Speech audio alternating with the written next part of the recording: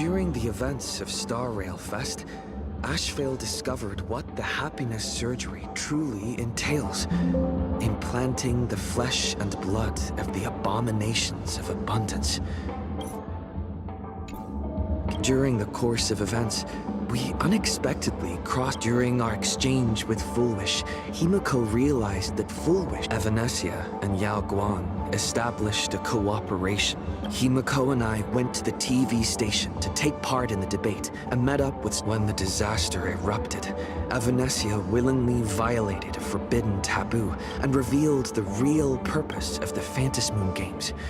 To suppress the terror. At the same time, Silverwolf, meanwhile, Foolish continued to livestream. After overcoming every obstacle in our path, we reached the top of the TV tower and confronted Foolish head-on. Even so, those who had undergone the surgery did not recover. Just when I thought the crisis was over, Evanesia requested that I warn the creator of the world in canvas. You look utterly clueless.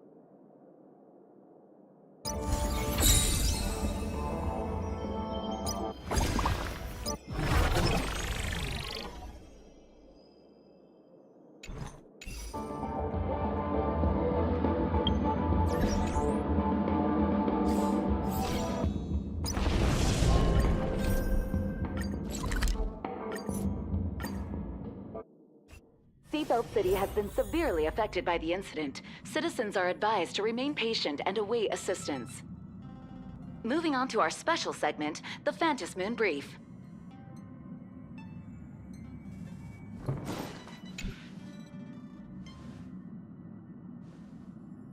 You're back!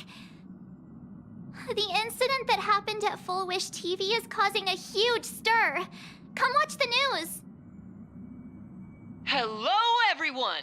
Welcome to our brand new segment, the Phantasmoon Brief. I'm your host, Poofy! Hi, everyone! This is your old friend, Snowy!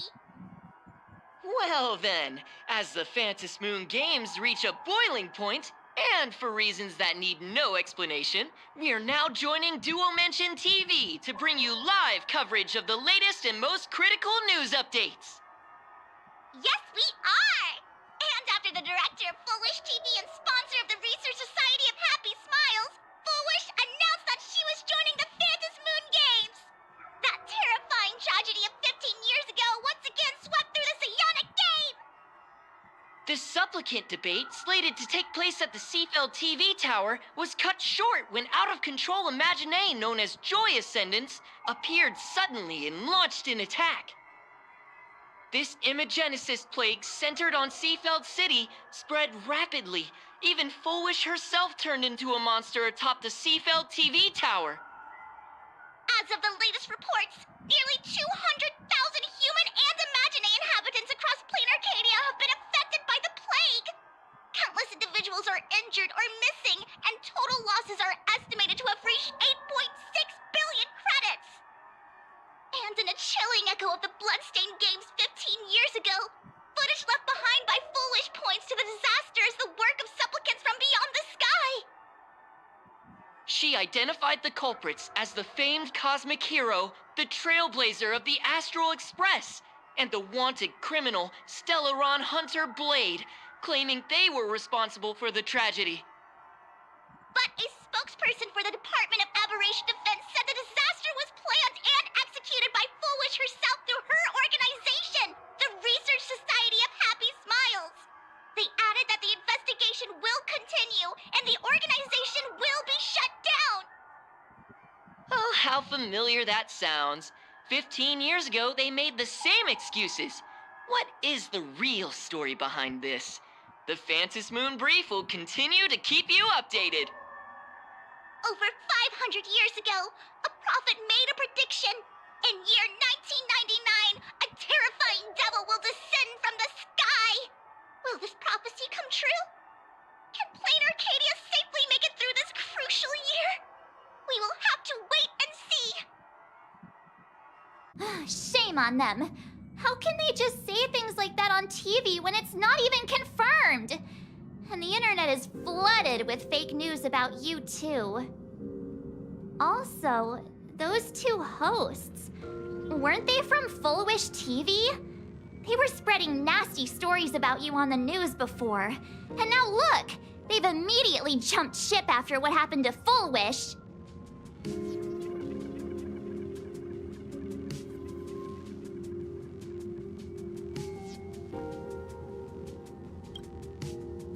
Ever since coming to Plain Arcadia, nothing surprises me anymore. I'm happy you made it back safely, but somehow, you just don't seem quite the same. Oh no. You're trying to grow up and leave me behind. Don't tell me you're becoming the next Don Hung. No! Is this what it takes to become a hero?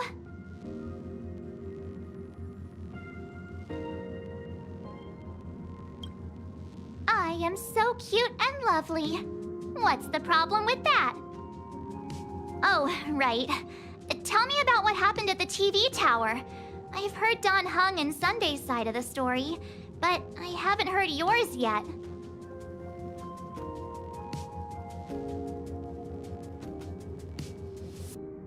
So, Fulwish had people undergo the happiness surgery to implant Shuhu's flesh into their bodies, and that ended up causing this disaster? And you guys stopped the mutation from spreading, but all you managed to do was to temporarily seal Shuhu's flesh inside Blade?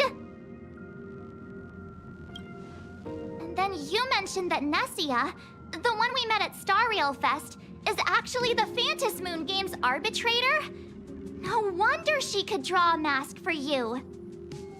And she also asked you to go deep into the world in Canvas to warn, who was it again? Who is that? Yes, Graphia, Himiko's ancestor. She's an artist from 1,000 years ago. Himiko's ancestor? She's still alive? Wait, that's not even the most important part. Nessia asked you to warn Graphia that the Lord Ravager, Asat Pramod, is back? Oh, why does the Express have such bad luck? By this point, whenever we go on vacation, I'm always ready to deal with random problems. But running into another Lord Ravager while on vacation? This is way over the line. A Lord Ravager, Evanesia's request, Shuhu's flesh and Blade's body, and the unfinished Phantom Moon games. Suddenly, there are so many things to deal with. It feels like we're juggling a bunch of eggs all at once. One slip, and it's all gonna go splat. Are you okay?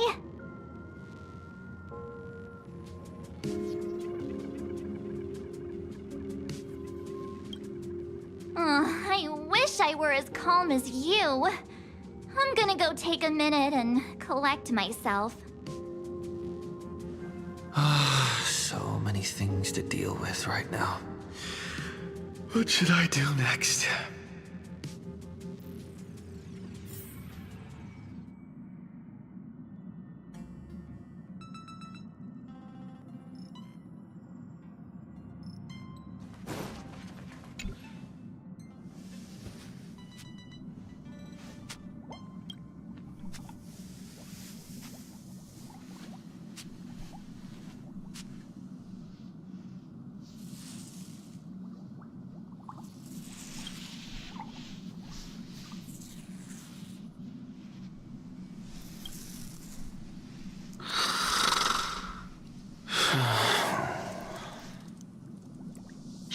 Welt, he's tired. Let him sleep.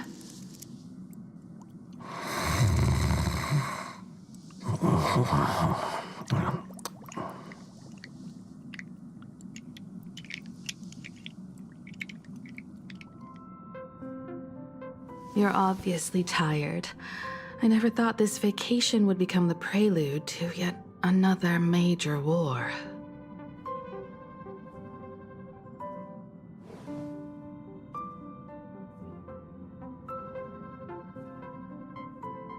From our very first steps, trouble has always followed the Nameless. But this is way too much. Look at you now. It takes me back to when I first got the Express running again. Aside from Pom-Pom, I was the only crew member on board, constantly stretched thin and feeling out of my depth. All I could do was note every problem in the navigation log, one by one. A world's coordinates that needed an update. A glitch in the Express's warp system. The notes were as dense as the coordinates on the astral charts, leaving me completely overwhelmed. Back then, I never imagined the Astral Express would one day have to face a Lord Ravager.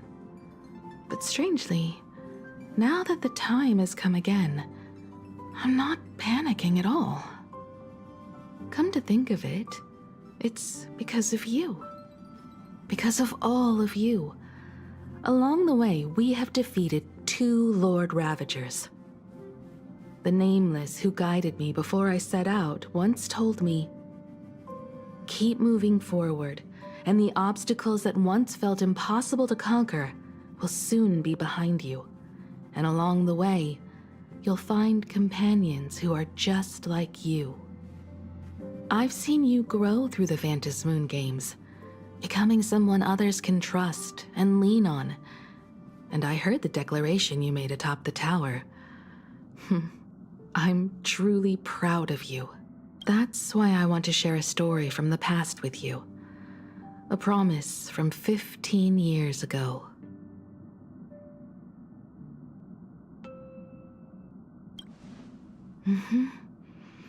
I promised someone that when the moon over my hometown was full again, I would go back to see her, to let her know I had made the most of this borrowed life, and found companions I could trust with all my heart. I want to share this story with you all. The story of how my journey began.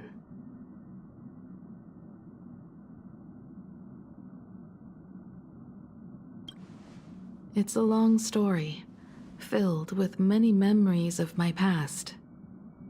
I'd also like to invite you all to the place where I repaired the Express and tell you everything bit by bit.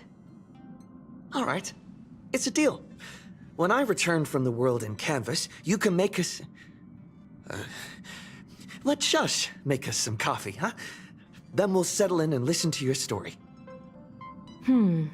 Speaking of the world in canvas, March told me about what Evanesia said to you.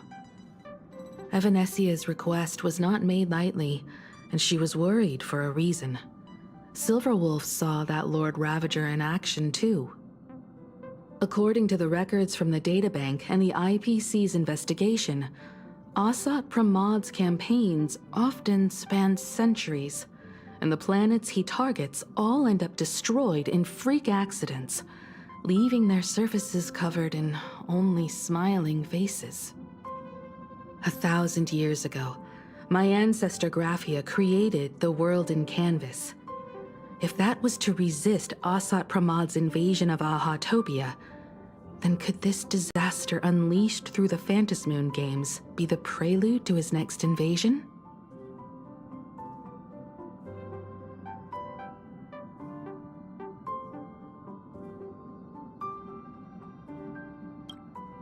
Good question.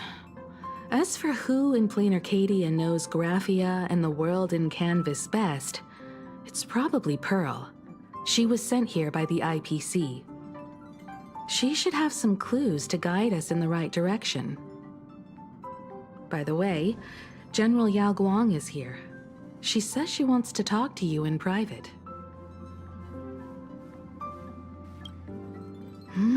I'm not sure if she comes with good news or bad news.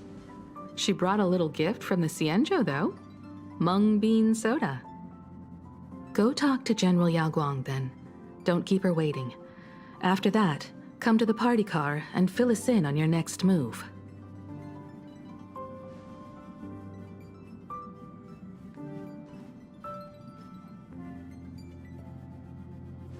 Nice to meet you, Ishvara. I always thought that the arbitrator, Evanesia, would step in and punish Foolish for the disaster she caused. But, to my surprise, it was you who defeated Foolish. In my capacity as an Arbiter General, I extend my deepest gratitude to you for halting the plague and sparing countless lives from suffering. What I am about to tell you is something Evanesia risked breaking the rules to share with me. Please keep it a secret. Not a word of this leaves the Express. Sealed within Ahatopia's core is Ouroboros, the Veracity.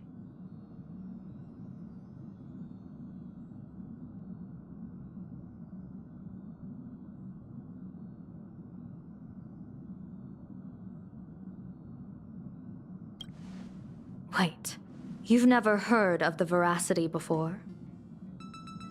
Come to think of it, they must be unfamiliar to most people. They were supposed to be recorded in the list of arch-enemies as an author of calamity.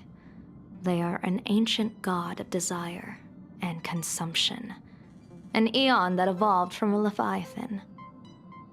But they disappeared so long ago that the Cienjo Alliance never witnessed any of their deeds, and they were never recognized as an author of calamity.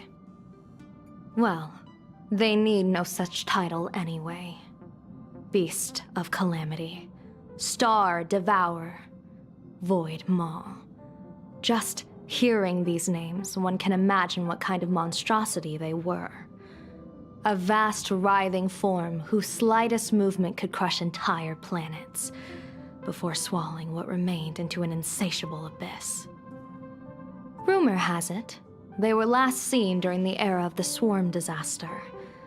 They were hardly there to aid the Swarm, but rather to attend a cosmic-level feast, in which the Swarm served merely as appetizers, and the planets they passed were devoured as the main course.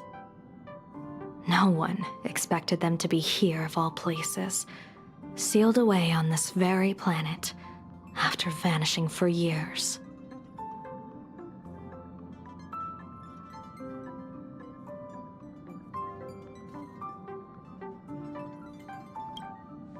The true situation remains unknown. But with this information, we can understand why Asat Pramod set his sights on this world. Aren't you a little afraid, facing a huge disaster like this?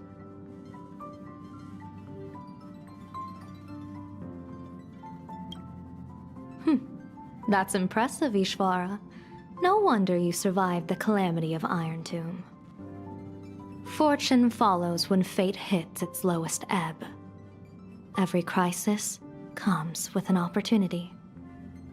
Now that we know a force capable of devouring stars is deep in slumber at this planet's core, perhaps we could make it devour the problem inside Blade's body.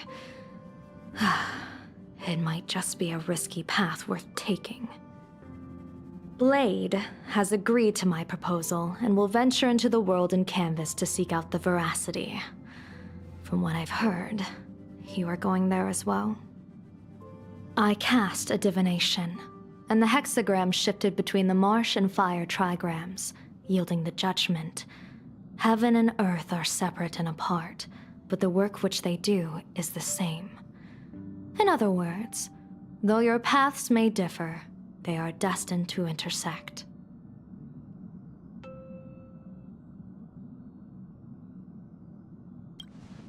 A funeral, or an adventure. Will it be a battle with only a 1 in 10 chance of survival to tear away Shuhu's flesh from his body and eliminate the Xianzhou's arch-enemy? Or will it be a journey in which he settles all grudges and never looks back? It all depends on how he perceives it. Blade agreed to my proposal, even though that little Stellaron hunter girl wouldn't stop objecting.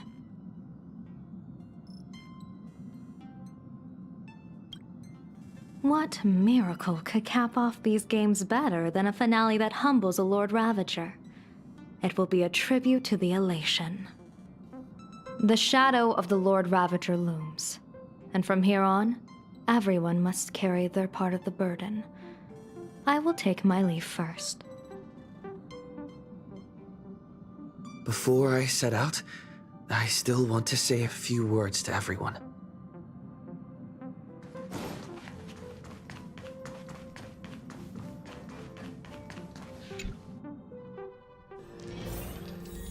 What are they all up to over there?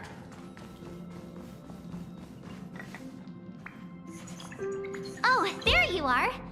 We were waiting for you. We're here to celebrate the Astral Express making it through another trial, of course. Pom-Pom's heard all about your latest adventure. It's a modest celebration, but a meaningful one.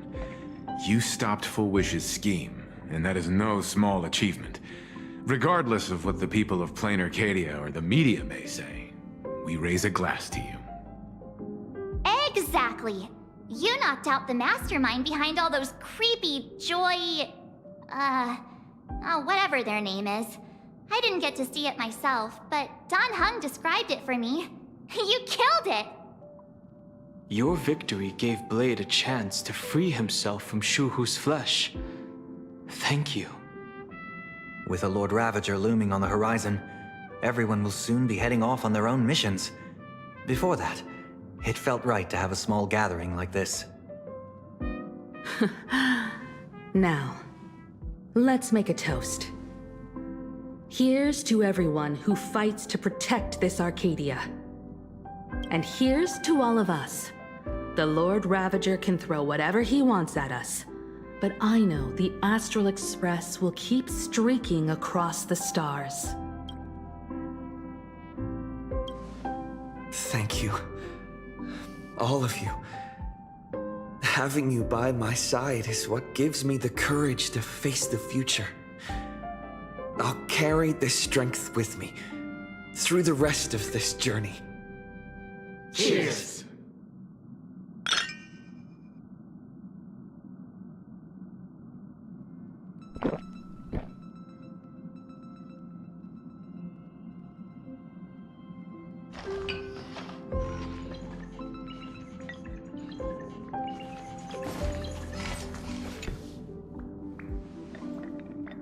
There you are.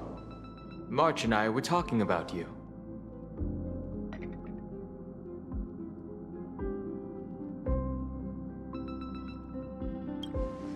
You, me, and March. The three of us. Exactly. The power trio of this express. This trip to Plain Arcadia is the first time we weren't necessarily working together toward a common goal. You dove into the Phantom Moon games. I crossed paths with that relentless old friend and foe again. As for March, well, she spent her time wandering and eating. Her perfect little vacation. Wait, hold up. How come all I get is wandering and eating? I grabbed plenty of comics as well. I call it cultural exploration. With a little extra time for me to recharge, of course. Right?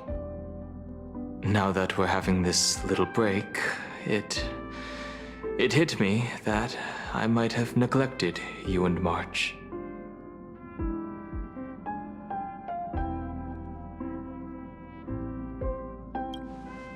Yeah, we are actually more concerned about your condition, Dan Heng. Blade has accepted General Yao Guang's proposal. Perhaps he has finally moved on from past grudges and that abundance curse, and is now ready to do something for himself. It's going to be a path fraught with danger, so I had hoped to accompany him for a bit longer, but he refused. From now on, I will turn my attention to this world.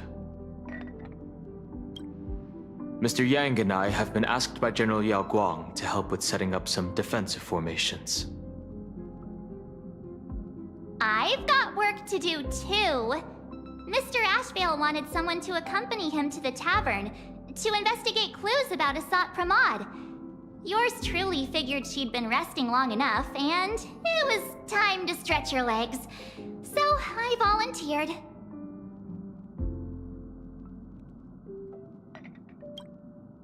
No problem.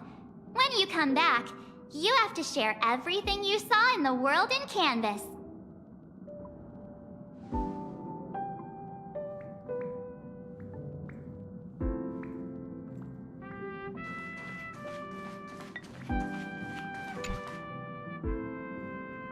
Just in time. I've talked to Madame Pearl. She will handle all the arrangements for your passage, so you can enter the world in Canvas to find my ancestor Graphia.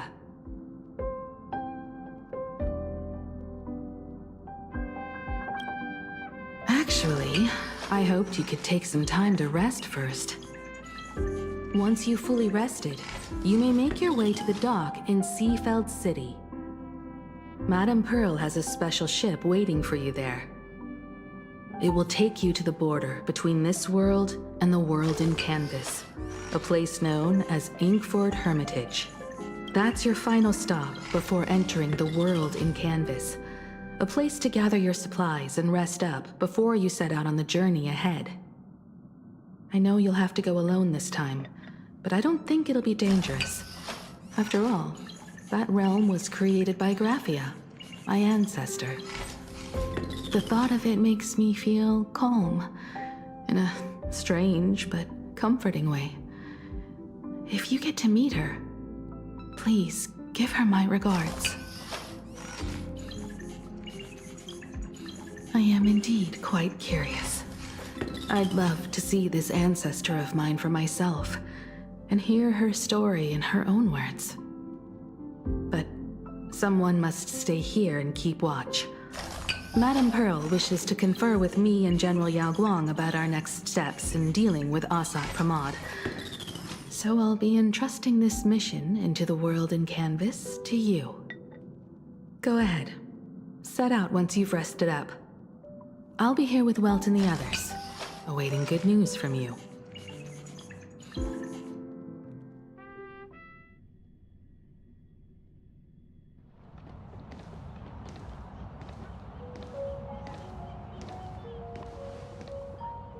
In other words, that woman wants you to take Shuhu and jump straight into the veracity and leave the rest to the Eon's stomach acid?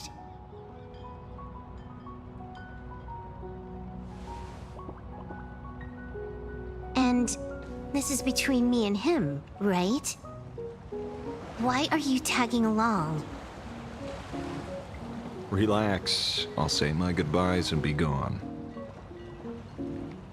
A dignified funeral, If you ask me, this ending is indeed grand enough. I don't care about any of that. There's only one thing I care about. Does he have to die? Here's a piece of advice, little cub.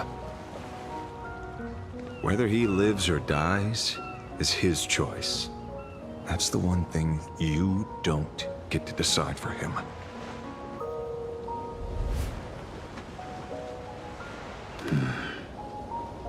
It has landed. What? Nothing. Just a seabird landing on the rocks. A blade forged of mortal steel cannot sever an undying fate. If Shuhu is to be put down, the options are few. And that Leviathan is one of them. In time, people will say this.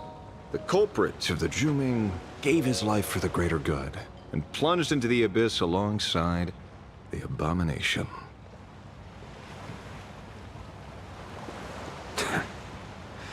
I'm not as noble as you make it sound. Many years ago, you invited me to join the Galaxy Rangers. I refused for one reason. I'm a petty man. I was never born to carry some greater good. This is between Shuhu and me. Nothing more. Can't argue with that. A Galaxy Ranger through and through. Well then, I won't say anything more. Blade, you sure about this? For years, death has clung to me like a curse, etched into my bones. If there is a chance to make a god feel the same pain, I would do it, even if this body is reduced to ash. As for everyone else, there's no need to drag them into this. We'll proceed as Yao Guang proposed. Bury Shuhu at the end of the world in canvas, taking me with him, and let the veracity dissolve us both.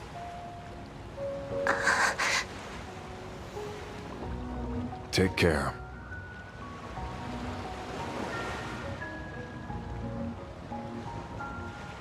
How about you stay as well? You might as well see it through to the end with us. Plain Arcadia has bigger problems that need my attention. Your instincts were right. That meanie pulling strings from the shadows is none other than a Sat Pramod. Who else would want to kick a Ha's head like a ball? So, I need to get back and finish my job. Investigating a Lord Ravager sounds like a job you don't come back from. Therefore, it also pays very well. Then here's hoping you live long enough to collect your payment.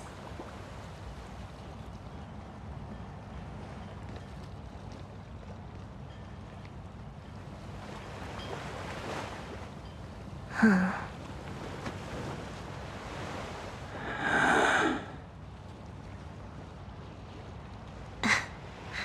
Every time, when it's just the two of us, you go quiet.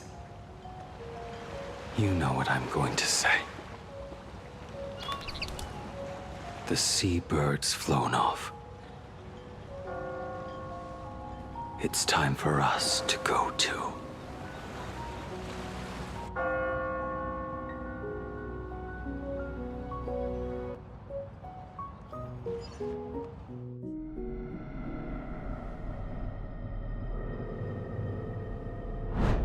The terror slumbering at the heart of plain Arcadia is... Ouroboros. After the swarm disaster, the Veracity vanished, never to appear again for more than 700 Amber eras. Their last rumored sighting was 500 years ago. History fictionologists claim that Ouroboros lies in wait at the edge of the cosmos, guarded by their children, awaiting the day of their return. I've heard that story before, but it wasn't about the edge of the cosmos. It was Pier Point. They say that the preservation is nothing more than a facade, and the IPC is, in truth, a cult devoted to the Veracity. Organic life has quite the imagination. They've said other things, too. That Louis Fleming seeks to ascend as the Eon of Wealth. That the Council of Mundanites are mere hounds of Dr. Primitive. That the Marketing Development Department colludes with the destruction, turning a blind eye to the spread of Stellarons. Such rumors are endless. I believe the General should be able to tell which are true and which are not. I've never heard the last one, so let's assume it's the only one that's true.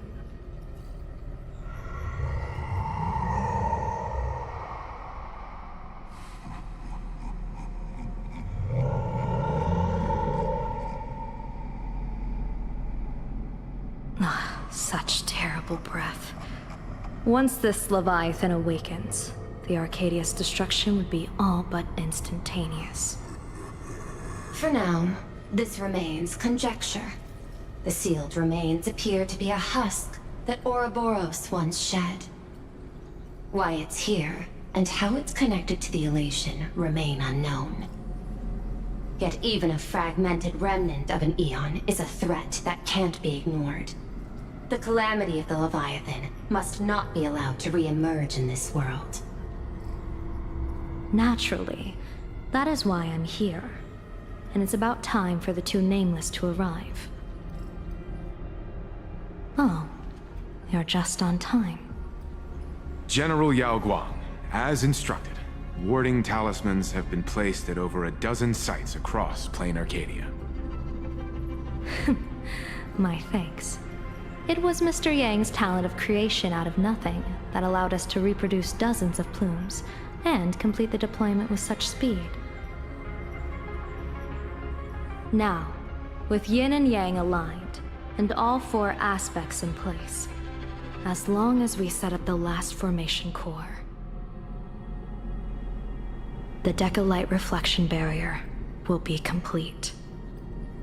Using the divine eye of the Spiritus to weave a giant web, one that ensnares countless possible futures. General, have you truly made up your mind? Though Shuhu has been eradicated, the signs of doom have not faded. On the contrary, they grow ever clearer.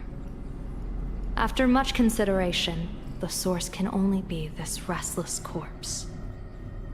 One crisis is yet to pass, and another is already upon us. The Arcadia's ley lines were already riddled with scars, and now even the ancient tree's seal is starting to loosen. While Evanesia is asleep, someone must take up her duty to guard this place. But defending isn't the way of the hunt. If you don't want to become the prey, you must become the hunter. General, do you intend to go on the offensive and suppress the remains of the Veracity? How could I?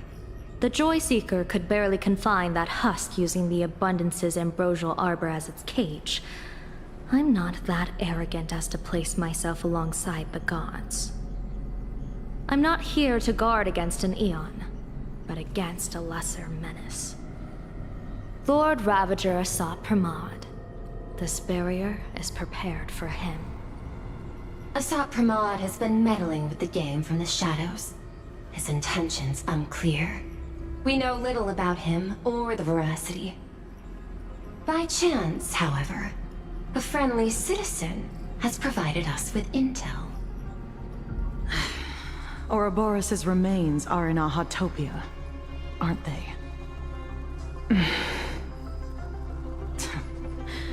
Silence is an answer in itself. I've seen that reaction too many times. I'm not surprised that you were the first to discover it. You were in the Torn Scroll too. The probability of you noticing was 24%. That's a little low, don't you think? I'd put it at well over 90. What I don't understand is this. There were countless ways to verify your hypothesis, yet you chose the most unconventional one. You bypassed security and broke into the building to confront me in person. What is your objective? This is no confrontation. It's a warning, Madam Pearl. I'm a security officer, and there is only one reason I'm here. While everyone else is fixated on the Phantasmoon games, only the Department of Aberration Defense is watching other places. Like the location where the new Herald of Death case was closed? Correct. The incident involved 4 Daybreak warriors, 3 nameless, 1 detective, and 1 officer. But just moments ago, a 10th set of footprints appeared at the scene. After the investigation, we learned that the traces were left deliberately. A blatant provocation. The Lord Ravager bent on destroying the Elation came uninvited. Make no mistake. Plan Arcadia is a stage he chose with care, and drawing the Abundance into the fray was hardly a whim. Our top priority is to dispose of Shuhu's flesh properly to prevent it from falling into the wrong hands and causing another calamity. That said, we cannot afford to ignore Asat Pramod's next move. This giant web is prepared for that very purpose. Once the entire planet is folded into the divination's trajectory, under the gaze of the Omnitia, all possibilities will be laid bare.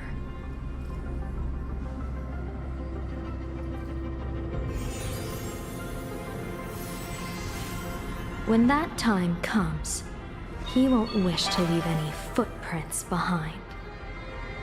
One final question. Why did the Lord Ravager choose to visit this place? Does he have an ulterior motive? Or is this merely some twisted joke? That question should be left to the professionals. Don't forget, we have a detective who can't seem to rest. Let's hope the accumulation of variables can tip the scales in our favor.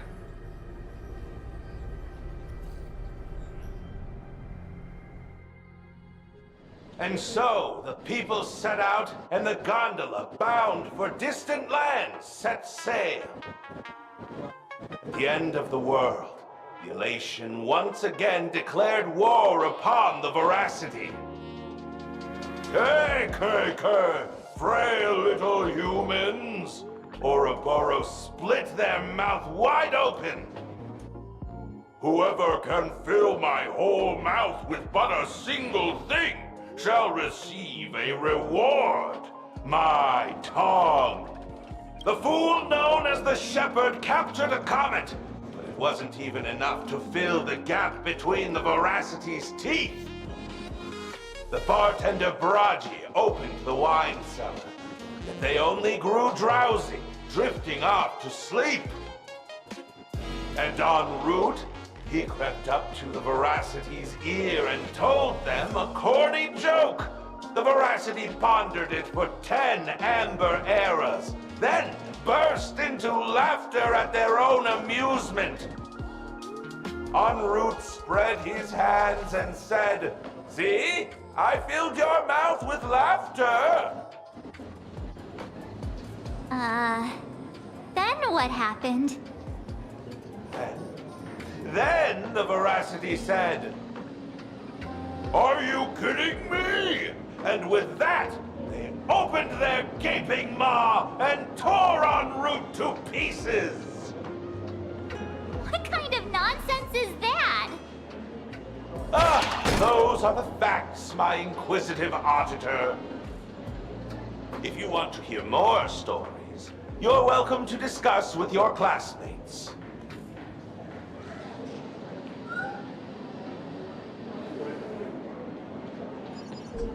We came here to investigate the Veracity and Asat Pramod, but all we got were stories that only a 3-year-old would believe. Rumors don't just appear out of thin air. It's just a matter of how much truth you think they hold. At least 90% of that was made up. Sometimes that last 10% is all you need.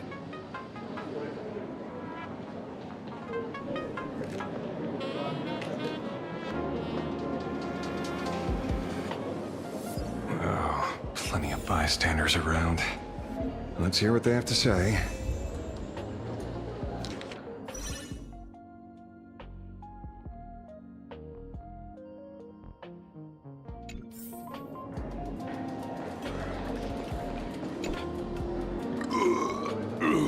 You two asking about the Veracity?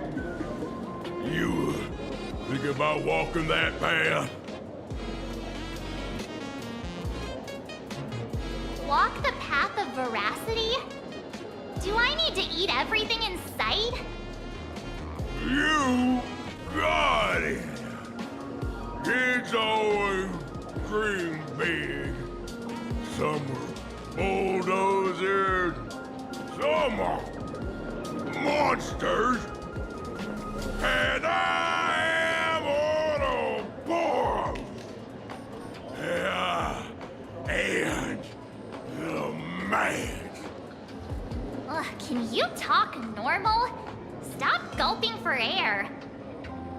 I swore to become a Veracity Path Strider. I eat everything. Tasty, nasty, anything I could chew. Finally, I pinched my nose and swallowed loose mold, and they looked at me! Ouroboros? Nah. Ah. Very regrettable. Enough already. I'm telling you, it was all bluffing. The fools didn't lose. En route and Dorothy, when the Veracity wasn't looking, rolled up her skin like a crepe, snatched it up and bolted. Then poof, they were gone. Even Comic-Con Collective don't got a Veracity card. I already filed a formal complaint with the organizers. You should be putting this much effort into your studies!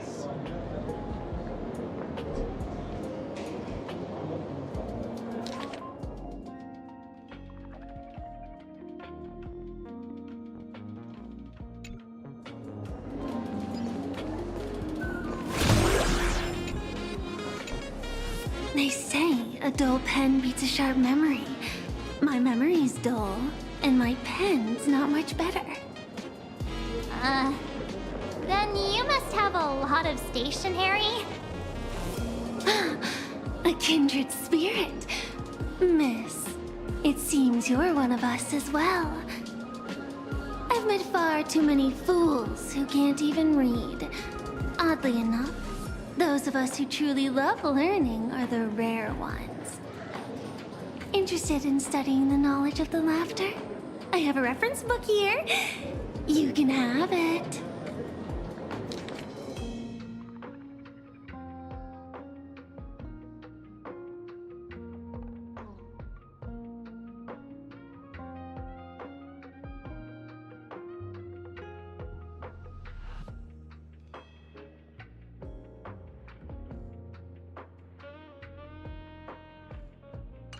This feels completely made up.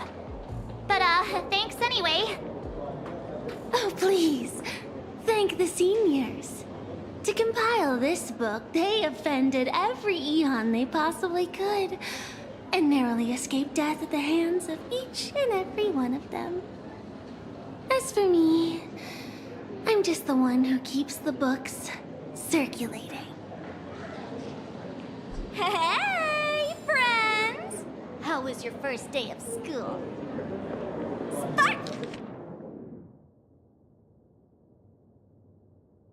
She's here to pick you up after class. Where were you just now? You opened the door for us and just disappeared. Don't tell me you're up to something again. Still doubting me?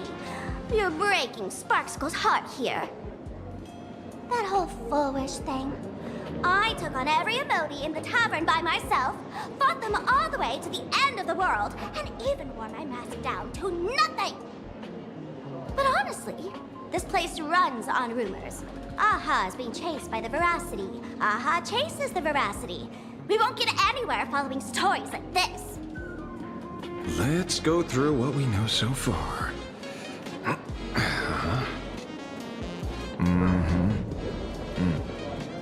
Ooh.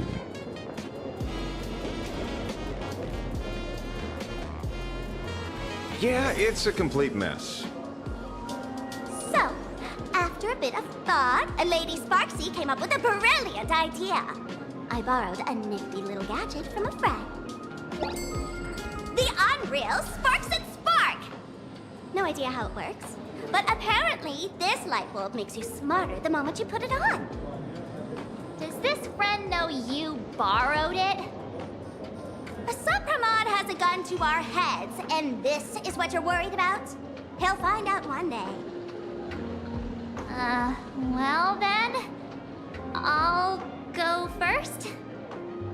It, doesn't look very reliable. Are you sure about this? No worries. If anything goes wrong, the friend in my head will protect me.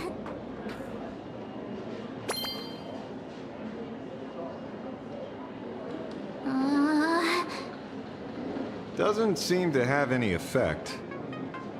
No, it's working perfectly. I get it now. All of it. No need to dance around. Our enemy is a Lord Ravager. There's only one question we need answered. How does Asat Pramod plan to destroy Elation? Correction. The effect is very obvious. Judging by Nanook's habit of picking Lord Ravagers, I wouldn't be surprised if Asat Pramod was once a masked fool, and therefore knows Aha's weakness. The Arcadia is like a microcosm of eons and paths. People indulge themselves in fabricated happiness, unable to pull themselves away from it. Many have expressed their concerns. This isn't elation. Aha is playing with fire. A classic social realist deduction. Old-fashioned. Ooh, but effective. We're closing in on the truth. Yes, the answer is all but revealed. You are Asat Pramod, Sparksy. Do you have evidence? Of course. The truth is so simple that everyone overlooked it. The evidence is... you were the first person I met when I got off the Express. If I am Asat Pramod, would you and Grey Hair have been able to walk out of the school alive?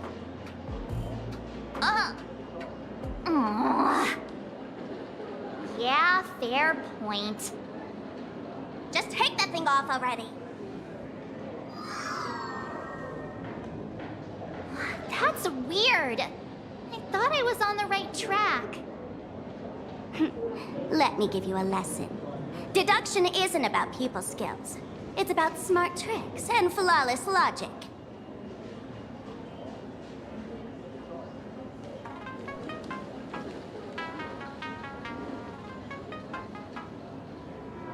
Watch and learn.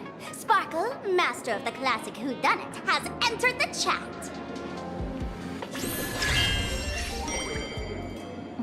You changed your clothes just for this? First of all, Ouroboros likes to eat. Secondly, whatever they eat disappears completely.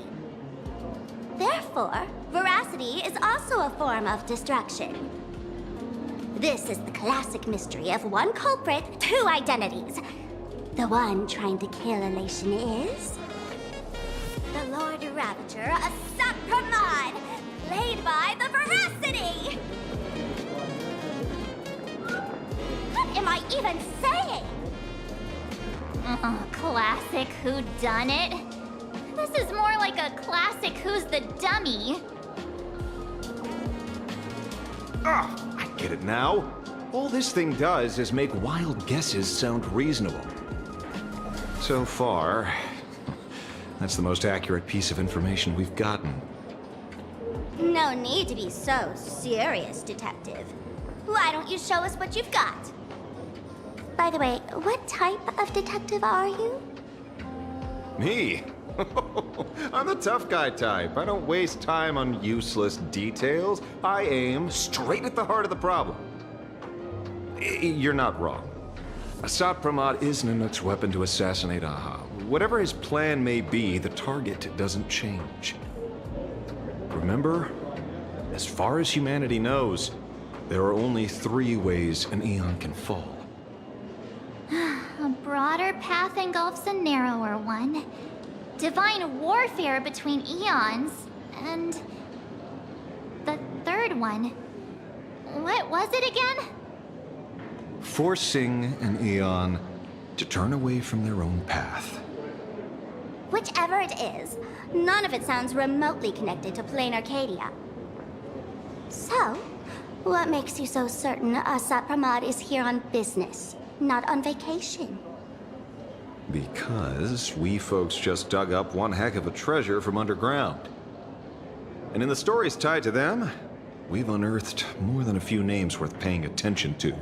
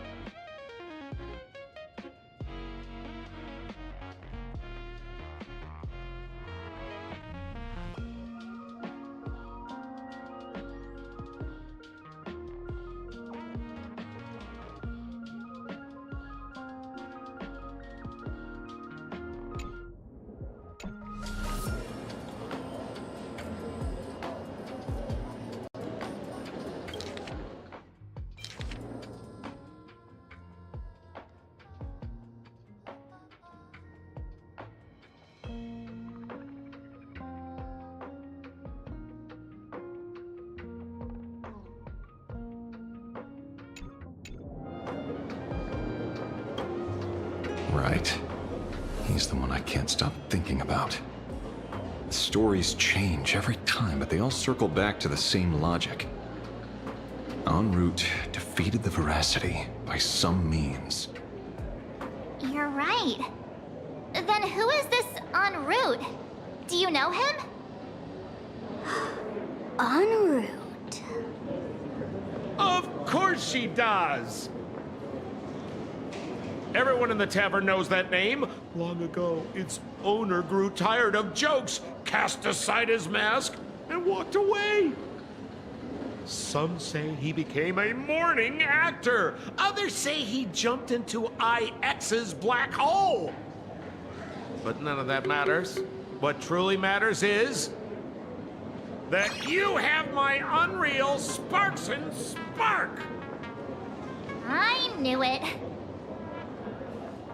Give it back! Give it back! That's a big order my client wants immediately! What do you mean, give it back? It just wandered off, and I happened to find it on the way, so I brought it home. You want it? Here, take it now. Absolutely not! Wait, right now? This doesn't sound like you at all. No. If it's a no, it's a no. Guess I'll keep it. Bye-bye.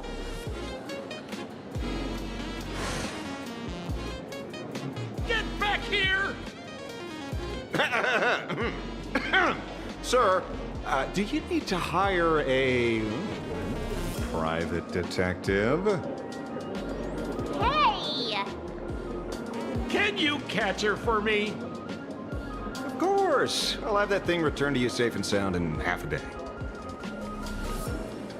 But, in exchange, I'd like you to elaborate a bit more on what you were saying. Oh, so that's why you're here. Now, old Sempo's intel isn't cheap. Waiving the fee won't quite cut it, will it? Name your price. Put it on Pearl's tab. Ha! Just kidding. Money talks boring. Besides, the Astral Express and I go way back. Oh, and I wouldn't scam you two. The en route you're looking for lives up to the name. There's nowhere he can't reach. Only places he hasn't been yet. He's the gold standard of the masked fools. He only shows up where he's least welcome. A morning actor's stage, a friend's wedding, even inside the Veracity's mouth. All for the sake of a good laugh. Oh. That lines up. Sounds like the origin of the legend. So, he's a friend of yours? Not a chance! Back when old Sempo was still a kid, en route was already a name in the history books. He left the tavern during the Second Prosperity. They're saying after hearing 30 trillion jokes, he never laughed again. Before he left, en route said one thing that, at the time, no one cared about. Elation has been dead for a long time. Where did he go after he left the tavern? The tavern has 10,000 mouths, all telling different stories. All I know is this. He said he was headed for the true world's end, and that he vanished without a trace. How do you know all this? Oh, I've been around long enough to have my own channels. Just trust old Sempo. And about catching Sparksy? Leave it to me. I keep my word.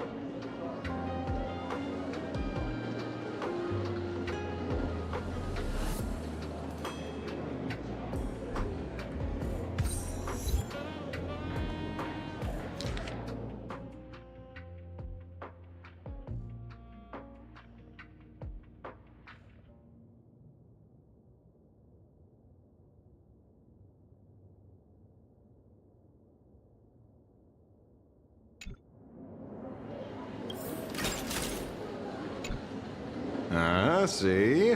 You only need that 10% of the story to be true. The last thing he said was really scary. So many unanswered questions about en route.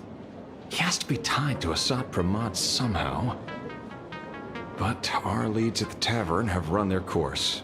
Let's go pay a visit to another expert next.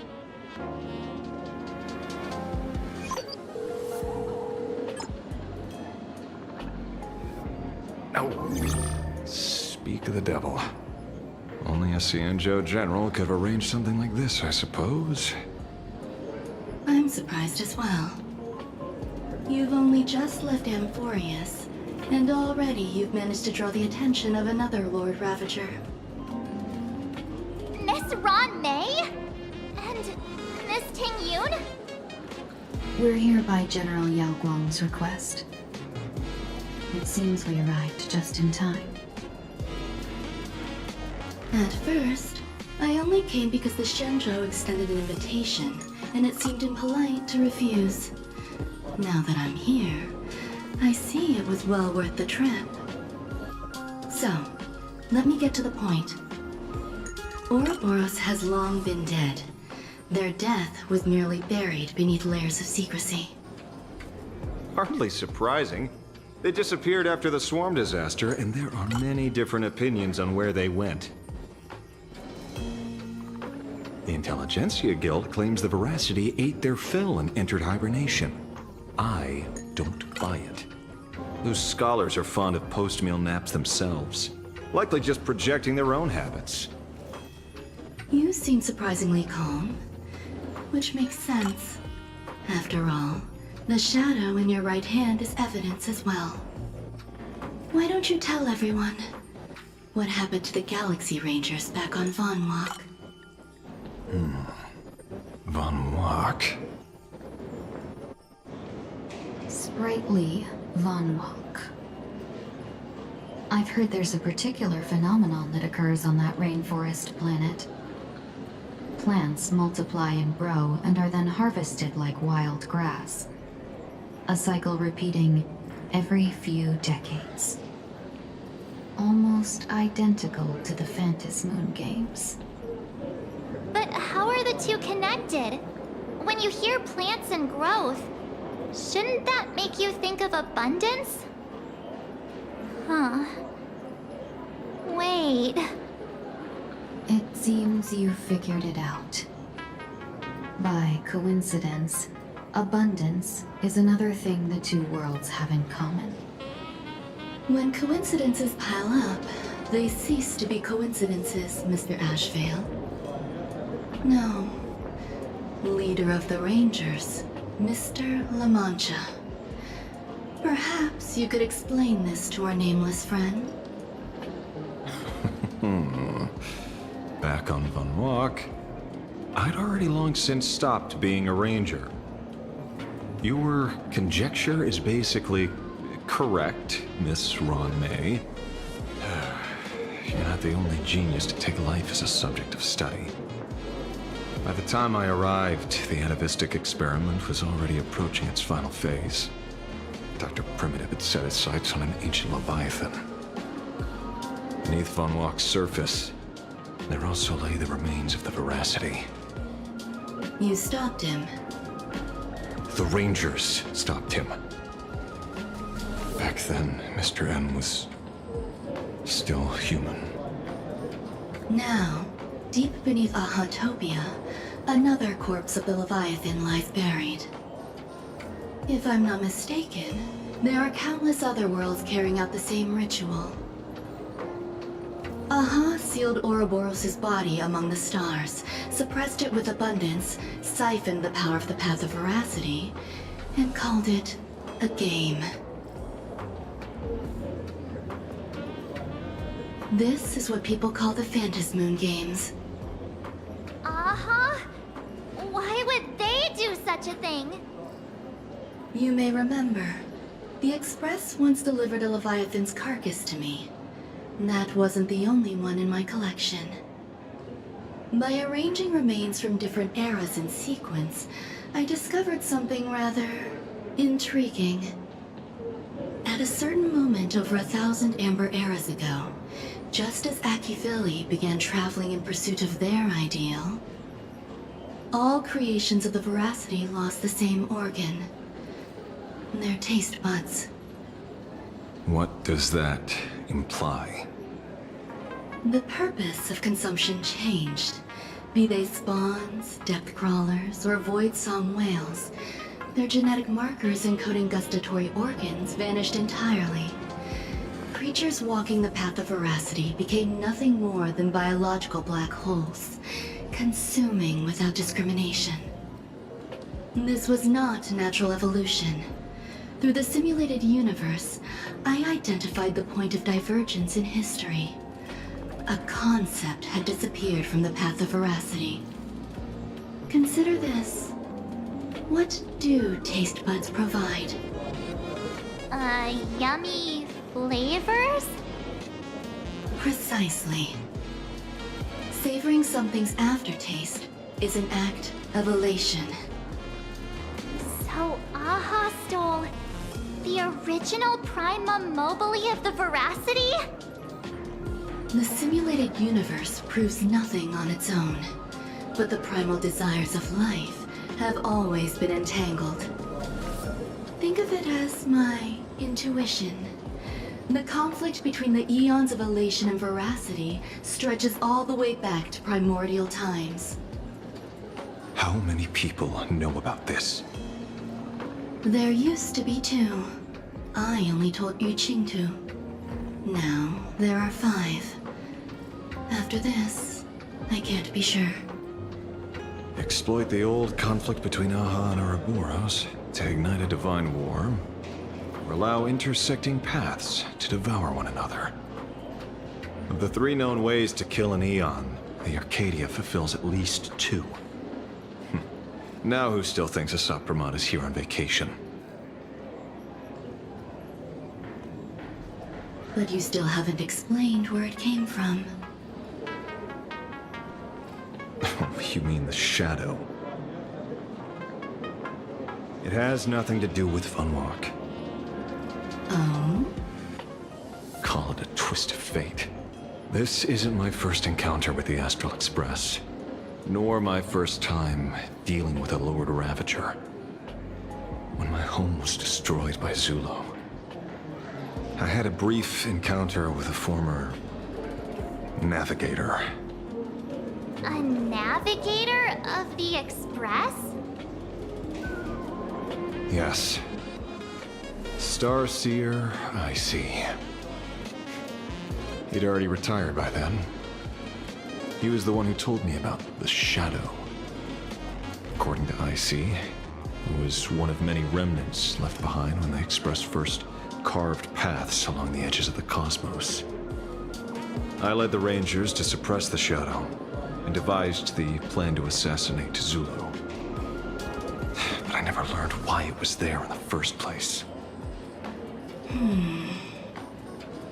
Don't you find it strange, Mr. Ashvale? Strange? When coincidences pile up, they cease to be coincidences.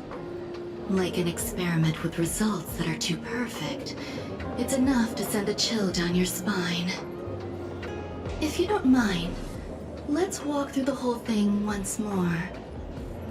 Earlier, what did you 2 uncover in the tavern? Someone suspected to be Asat Pramod knew about the Veracity secret. Before disappearing, he said he was headed for the end of the world. And then? Who did he say the Shadow belonged to? A former navigator. The Shadow was a remnant left behind when he charted the cosmos. If the world's end isn't the tavern, then where is it?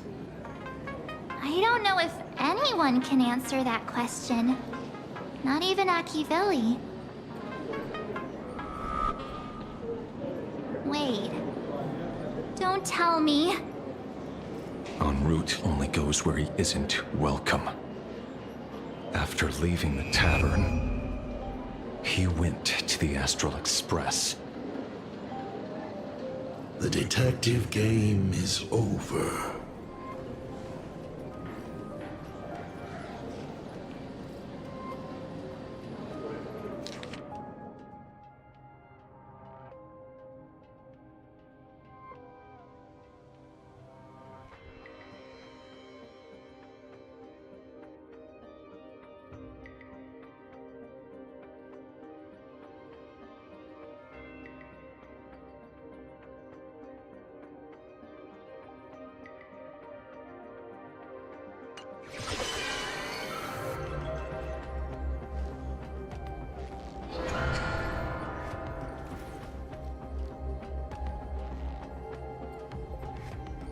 I have to say, not many people can make me change my plans.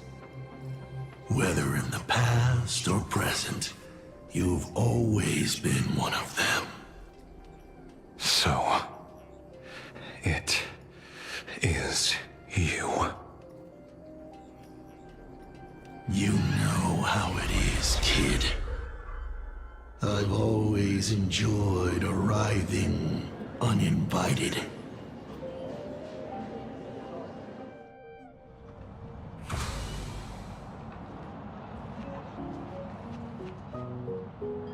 Pearl said she would arrange a ferry to pick us up at the Seafeld City dock. The place we're going to holds clues about Graphia? Really? Validate your own ticket before...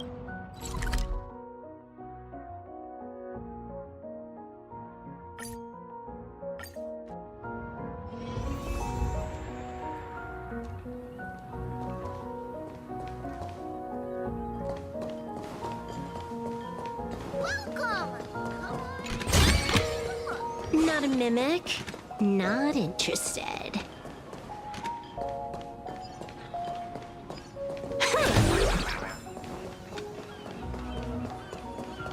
Let's get everyone to come help with the cleanup in a couple of days.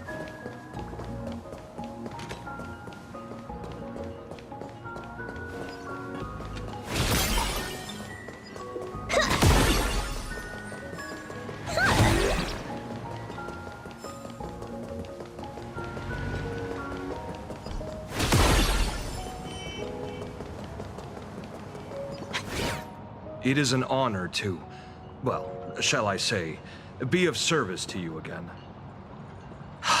To be honest, when Madame Pearl invited you to visit the Perlux Tower, I was supposed to be your guide. I ended up being replaced by a total fraud. My name is Feld. By order of Madame Pearl, I will be escorting you to your destination.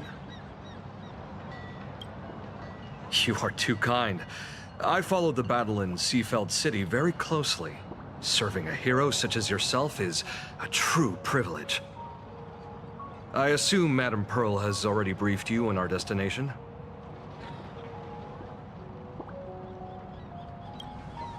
I see.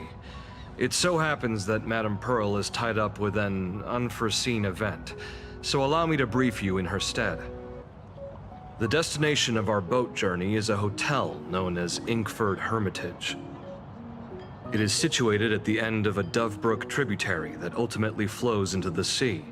It is one of the points where the world in canvas intersects with reality.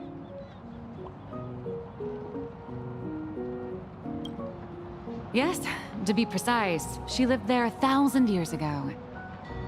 Legend says the miraculous encanvassing of the mortal world happened there. Would Madame Pearl, a die-hard fan, pass up a sacred site like that?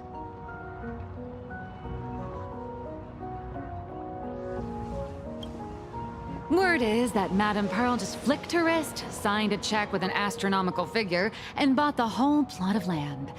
She also snatched up every single piece of Graphia's lost works she could find without bothering to verify their authenticity.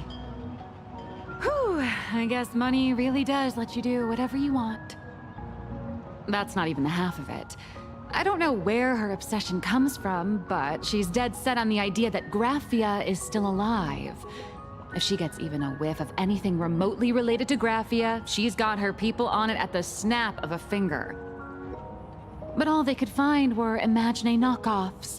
Random, pretty redheads based on nothing but imagination. I bet her reaction went something like this. Objective. Locate the original. Error. Detecting excessive quantity of low-quality merchandise.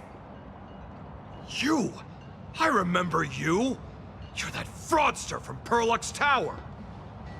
Perlux Tower? I've never set foot in that place in my life. Oh, I know it's you. I've seen the footage. You're wearing the exact same outfit. Oh, a slip-up in an otherwise perfect plan. Relax. Your job is safe this time. Cut it out, you scoundrel! You can't talk your way out of this. Who exactly are you?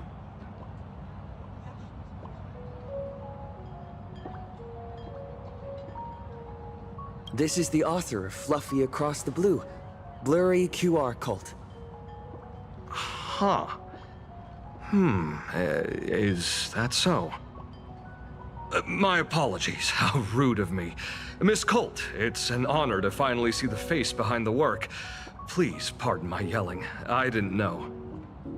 No worries, no worries.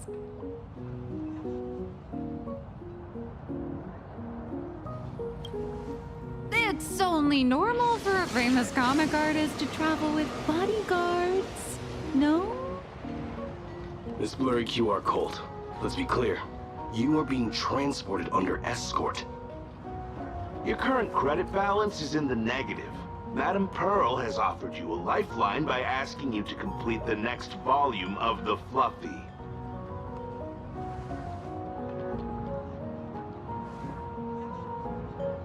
Whoa, this is not my fault.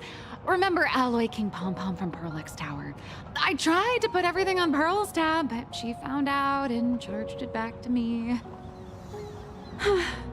Who knew a figurine could be so expensive? It cost me more than my entire savings.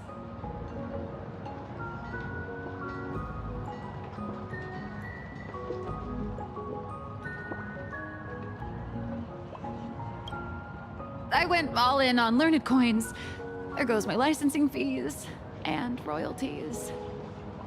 I lost every single penny. So you're escorting her to, shall we say, an intensive creative retreat? Correct. The objective is to deliver the manuscript and clear her debts. The estimated duration is 56 days. Hear that? It's not a hotel. It's hell, where you get whipped for not finishing your scripts on time.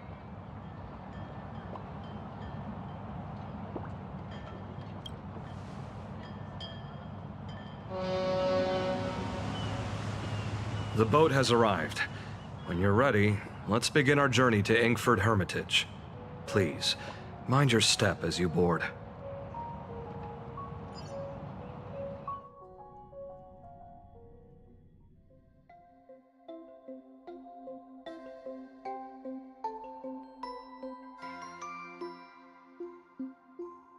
We have arrived.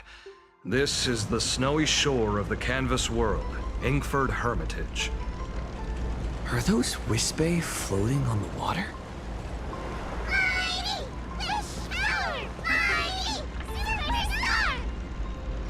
Oh dear, there are so many Wispe. They are blocking the boat's route. But no need to panic.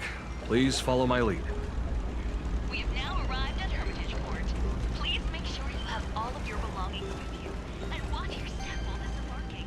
Thank you for traveling on this coin liner.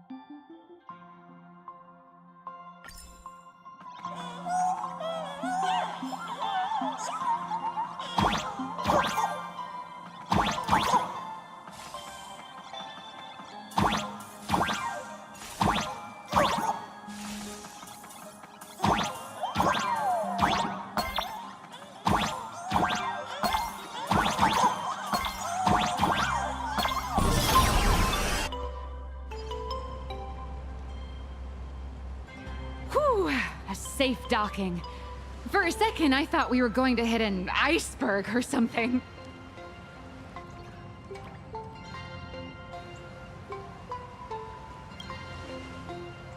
They probably sensed your wish power. You are the Phantom Moon Games superstar, no? Look, one's trying to hitch a ride on you.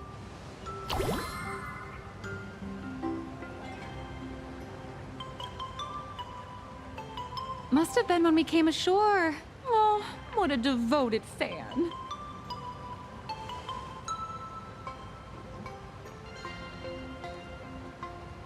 Everyone, welcome to Inkford Hermitage. I was imagining a Benzai Tengoku style manor or something. So you demolished your idol's old residence and replaced it with a luxury hotel. Of course not. Benzai Tengoku vanished more than 1,000 years ago. The original structure is long lost to time. The IPC only chose this location because this is one of the weakest points between reality and the world in canvas. Many Imaginae are born every day, but just as many ancient lineages of Imaginae hide themselves away in the world in canvas once their wish power dry up, or as they grow weary of the mortal world. This is the final stop before they enter the world in canvas, and this is where they bid farewell to reality. They rest here, organize memories spanning centuries, and then pass beyond the point of no return.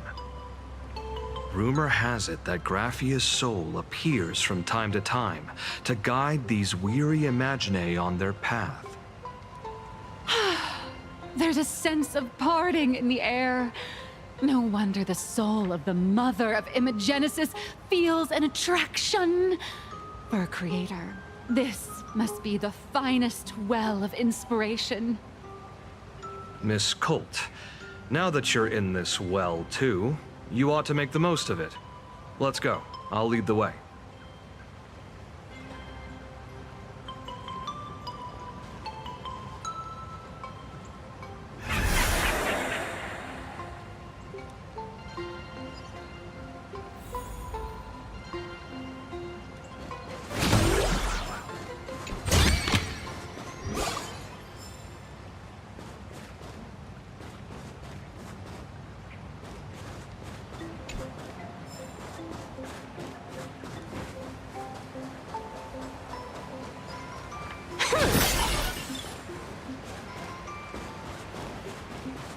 Is that... Ah, the golden tree in the... The drop rates are this bad.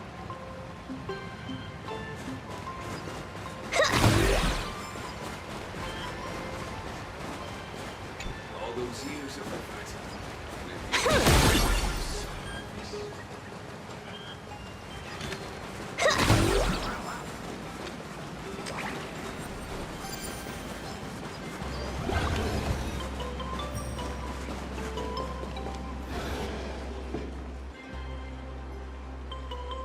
We have arrived.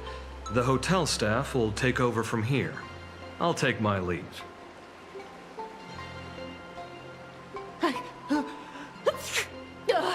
Oh, it's freezing. It's cold enough for a typical snowstorm mansion murder mystery. Anyone here? Here. Hello? Hello? Hello? Honored guests, my apologies for the late welcome.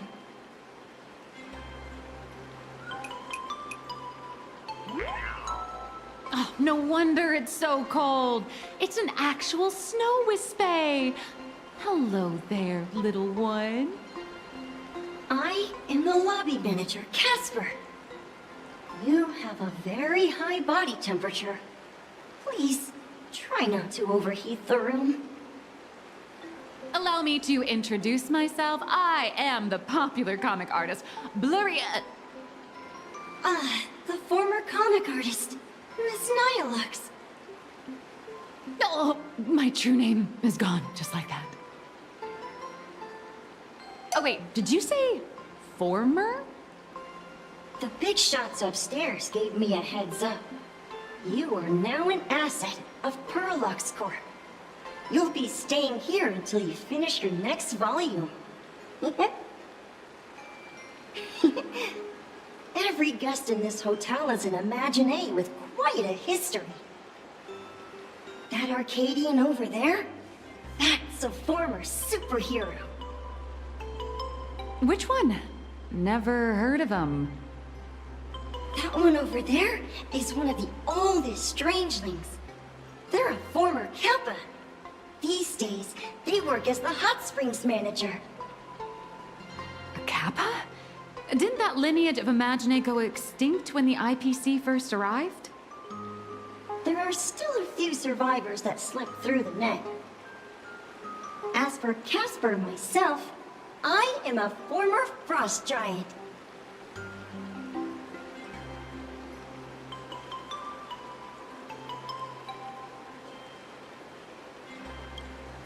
Sightings of Lady Graphia are as common as the snowflakes here. Ever since the news spread that her soul would reside at the hotel, all those Imaginé who mimic her and the weirdos who insist they have a connection to her have flocked here. You see, they all claim they have some sort of connection to her, or hold some secret about her.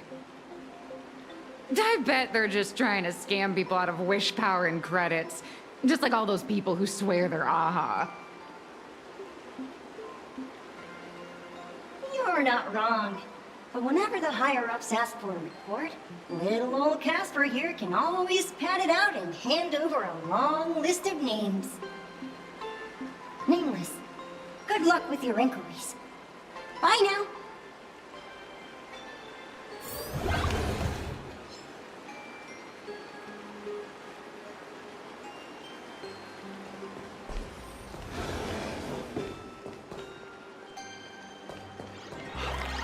I heard Graphia is still here in this hotel.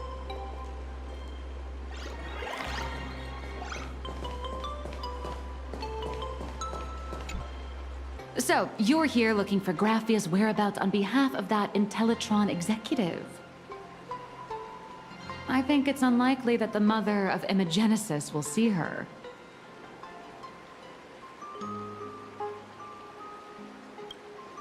If she wanted to see her, it would already have happened. The IPC has practically turned the world and canvas upside down. You know this, right? Over 140 years ago, they brought in hackers from Punklord and did everything they could to blast open the passage between reality and the world and canvas. I think disturbing her world and canvas like that must have upset the mother of Imogenesis.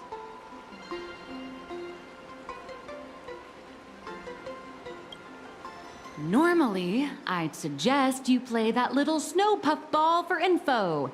That good luck with your inquiries line definitely had a subtext. But since you're asking for a bright idea, you must have heard that in a certain corner of the universe, there's a mysterious ritual that can summon historical figures to the present day. The Holy Grail War!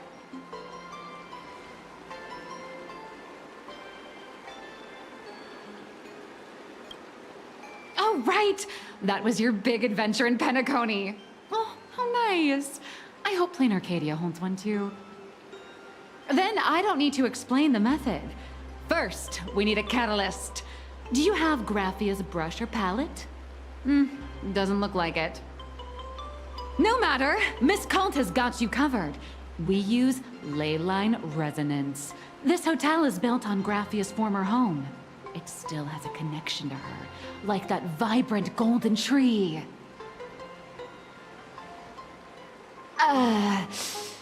Wait, you aren't actually falling for this, are you?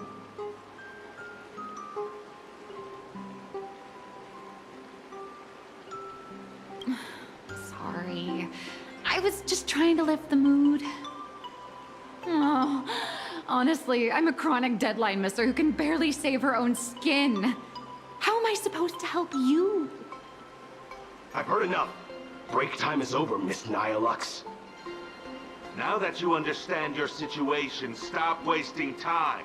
Start drawing! I just checked in and I have to work already? I'm not some fully automated painting Mechatron. You do know that, right? A Mechatron can run for hundreds of hours straight. You cannot. That's exactly why every second counts. Now right this second, start increasing your value as a quality asset. Hey, wait! This is kidnapping! Little raccoon, help me!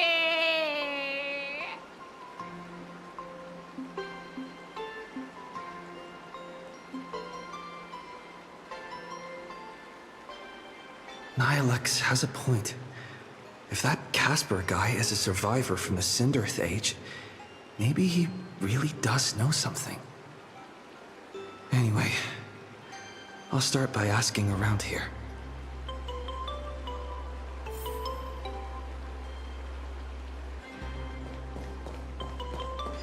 Tell me, is there still... I should my whole life... Back in the day, I was...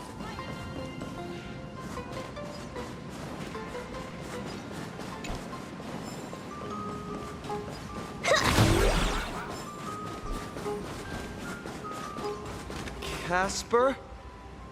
Are you there? Nope. I'm not.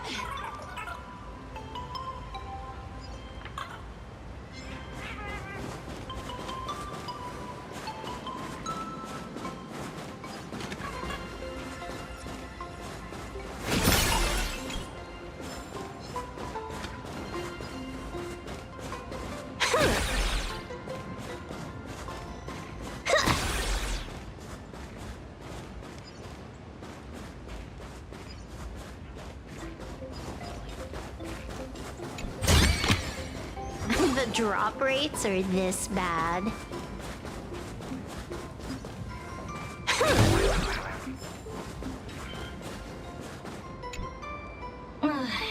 You found me, current nameless. I knew you'd come to ask about Lady Graphia.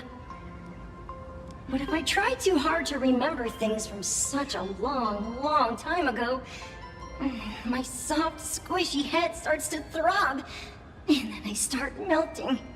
Drip, drop, drip, drop. So much of my memory feels like it's shrouded in a blizzard, and I can't see anything clearly. I'm sorry, but I don't think I can help you.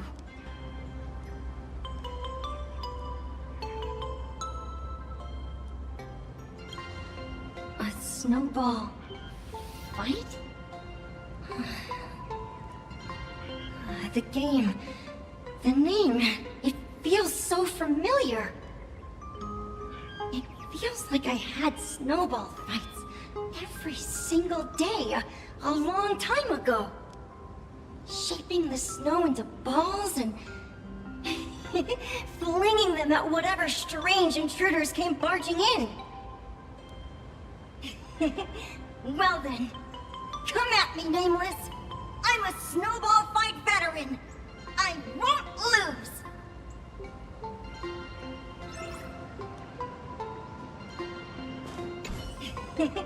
Well...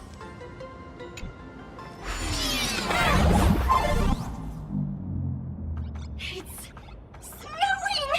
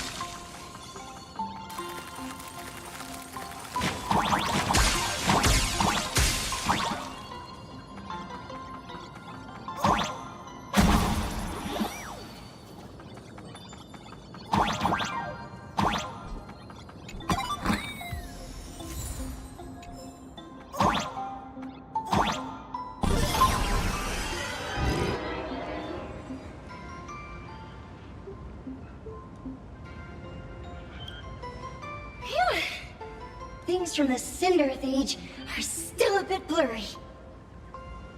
But I definitely met Lady Graphia.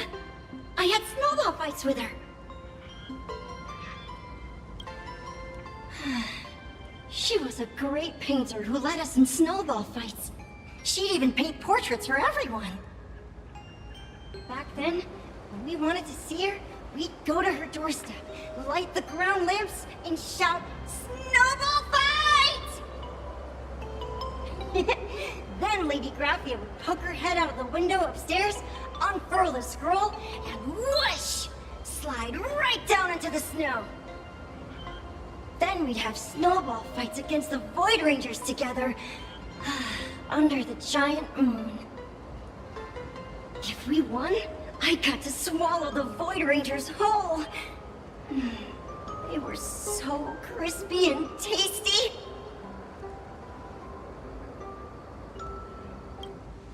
There was someone else. Just thinking about them makes my blood boil. He was a snowball fight master. I remember one time, 8 of us teamed up to challenge him. But that guy knocked us all down with his snowballs like it was nothing. All from so far away. 6 of my friends were lying on the ground, feeling beat. Losing the game got everyone so down that no one uttered a word. As for me, I think I got hit right in the neck. I saw my own giant body thud onto the ground, and my chin felt ice cold. 8 people in the Phantasmoon games? Perhaps Snowball Fight is a euphemism for the Cinderth Age Wars? So in that round of the Phantasmoon games, Graphia must have fought a terrifyingly powerful opponent. It seems only she and Casper survived the fight.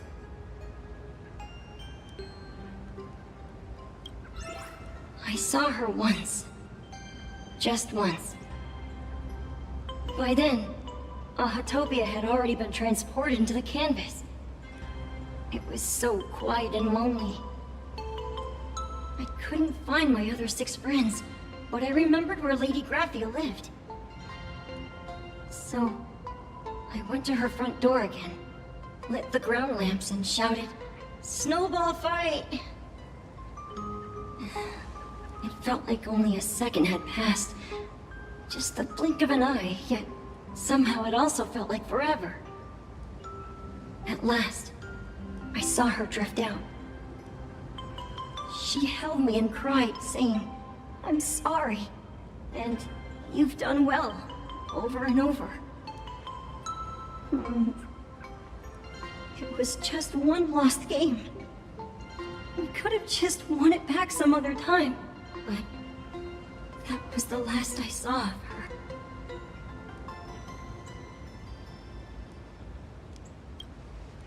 Why are you saying that too? It's making me feel all strange. That's about all Casper can remember. If you're still up for fun and games, come find me for another snowball fight sometime.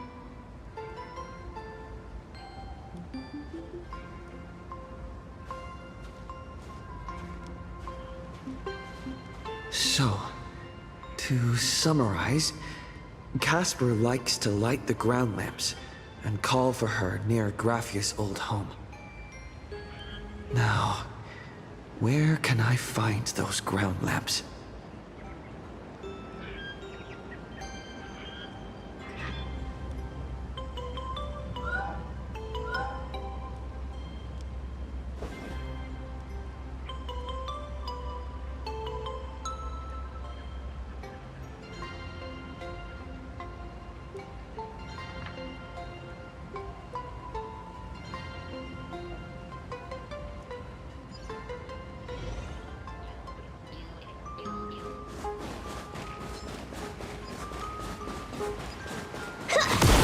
Even next to such a lively hot spring hotel, there's a secluded mountain path. These atonement statues all look like small animals.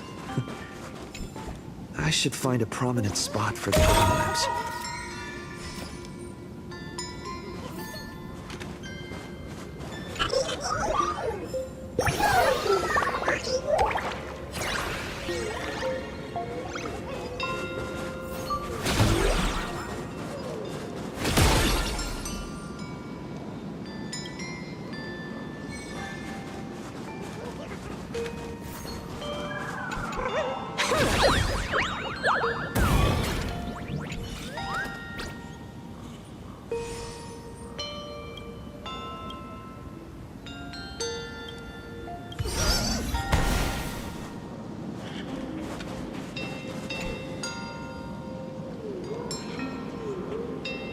These two little lamps don't look reliable at all.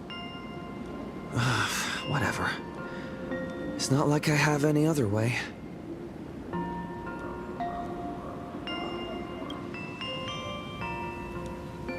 Who dares disturb my 1,000-year slumber? Not only will I refuse to grant you 3 wishes, I shall also lock you in my canvas to suffer in my stead!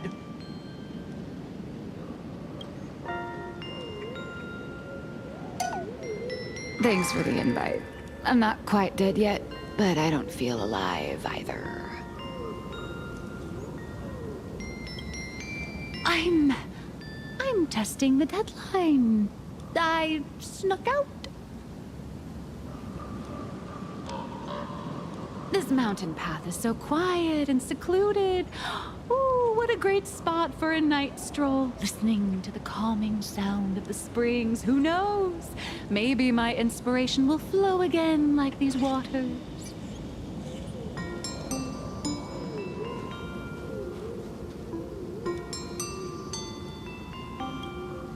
I was hoping to find some inspiration out here.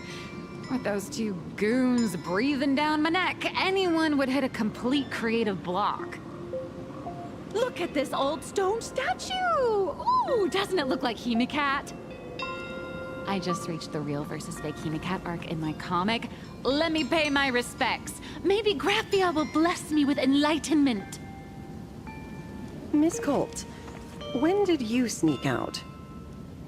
That was fast! I let my guard down for just 1 second, and corporate asset, I mean Miss Colt, escaped. Now that's scary. No way are you running away and taking our jobs with you. Good thing this kind lady spotted where you were headed. Otherwise, you might have slipped away for real.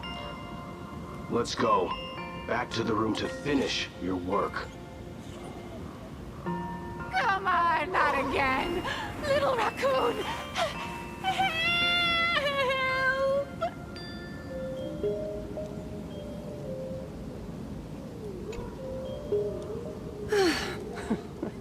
Being an artist sure is grueling. I remember being held in a room and watched by 6 or 7 people, too. I wasn't allowed to leave until I finished painting either.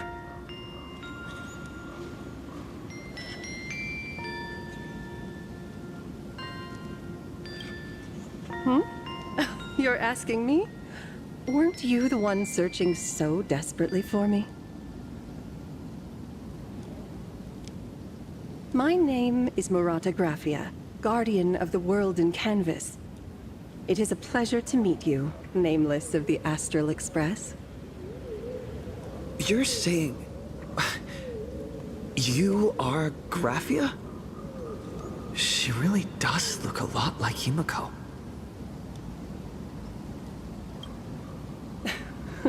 Child, you were the one who lit the ground lamps, were you not? If memory serves, that was the secret signal my old friends used to call for me.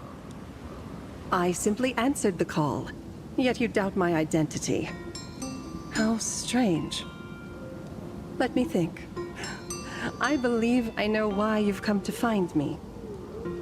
The arbitrator of the Phantasmoon Games asked you to tell me that our old enemy, the Demon Lord from Beyond, has returned.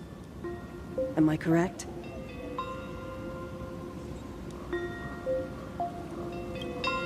Since Ahatopia's in canvassing, Evanescia and I agreed to guard reality and the world in canvas separately, never to meet again. But over the past 1,000 years, I often hoped we might reunite in some way. Who would have thought, when word of her finally reached me again, there'd be no warm greetings, but instead only an impending crisis. You must have many questions. My, you certainly have a lot of questions. But before I enlighten you, during the Sindirth Age, that demon lord from beyond once took the form of a friend to infiltrate the Resistance, causing catastrophic casualties. I must confirm your identity, Nameless. Do you carry a token from Evanesia?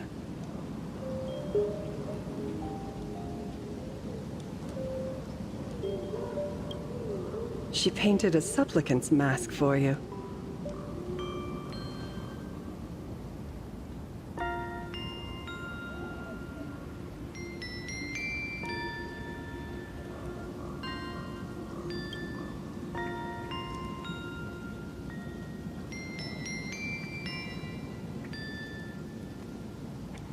The secrets you seek are many and tangled.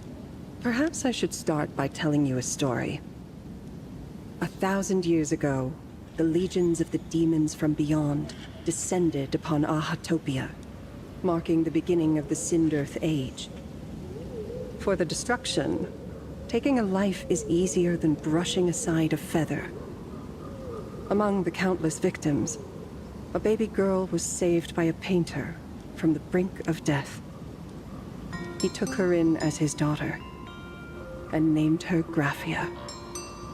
To protect his daughter, the painter kept her confined to their home. While the fires of disaster swept across the land, Graphia lived in seclusion. Until one day, a falling star streaked across the dark sky, and a deafening roar shattered the silence of the wasteland. Unable to contain her curiosity, the young girl slipped out of the house to follow the sound. And so she saw it. Beneath the cold Phantos moon, a tower of infinity stood on the mountain range at the edge of the horizon.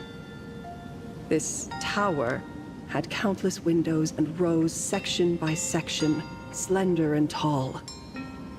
More than an actual tower, it looked like a wounded iron dragon that had fallen to the earth.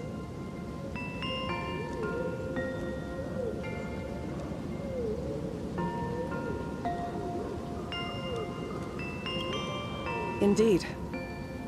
That tower, which stood only for a moment, was the crashed Astral Express. And Graphia's family name, Murata, came from the wondrous sight she saw.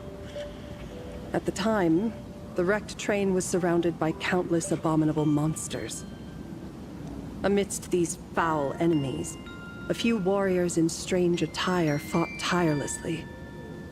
But they fell, one by one, unable to withstand the endless tide of monsters. It was only much later that Graphia understood that those who fought and died for Ahatopia shared a common name. The Nameless, who walked the path of the Trailblaze. That was the day that Graphia stepped into the mortal world. Her life as the mother of Imogenesis began. In a long, drawn-out war, fought at a severe disadvantage.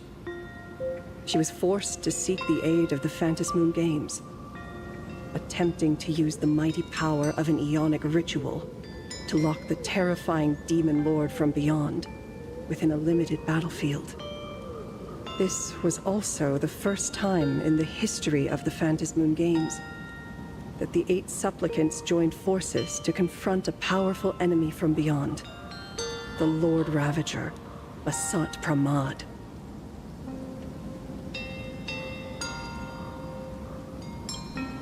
She lost.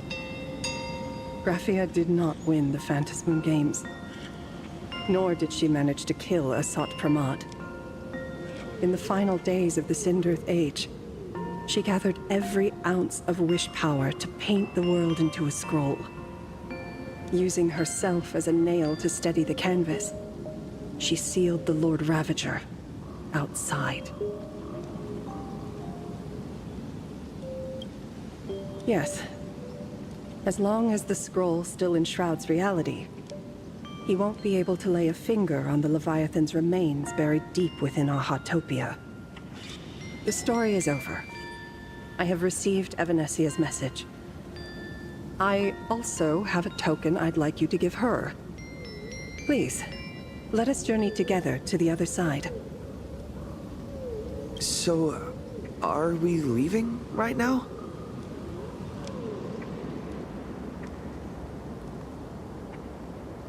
No, there is no need to rush. You have a friend here who is lingering with a heart full of farewells. You mean... Blade? Follow this path down to the riverbank of Myriad Wish Grove. You'll find many Wispe gathered there. When you are ready, choose a Wispe. Whisper Graphia's name and your wish to cross over to the other shore. Then release the Wispe into the river. When the time comes, I will bring the ferry to deliver you into the canvas. Graphia vanished. How elusive. Anyway, I should head to the riverbank of Myriad Wishgrove first.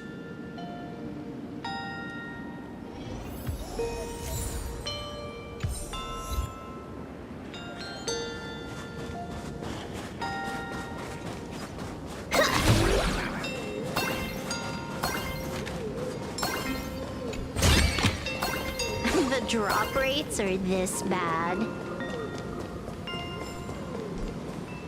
I've heard that in the same forest, giant trees will fight each other for nutrients. How about this? We just feed Shuhu to that tree in the courtyard. It would save us a long trip. Say something. Didn't know you were a forestry expert. I'm not joking. I'm serious. If the Elwood absorbed another emanator of abundance, it would likely bring about an even greater catastrophe. Right now, there is no other option besides the Veracity Husk. If the abundance grows too strong, the Ambrosial Arbor loses control, and the Arcadia is doomed. If the abundance is too weak, the husk spirals out of control, and the Arcadia is doomed just the same. It's called an Arcadia, but the whole thing is built on a razor's edge. Does that mean the essence of the elation is just dark humor? You're afraid. I'm not. I respect your choice.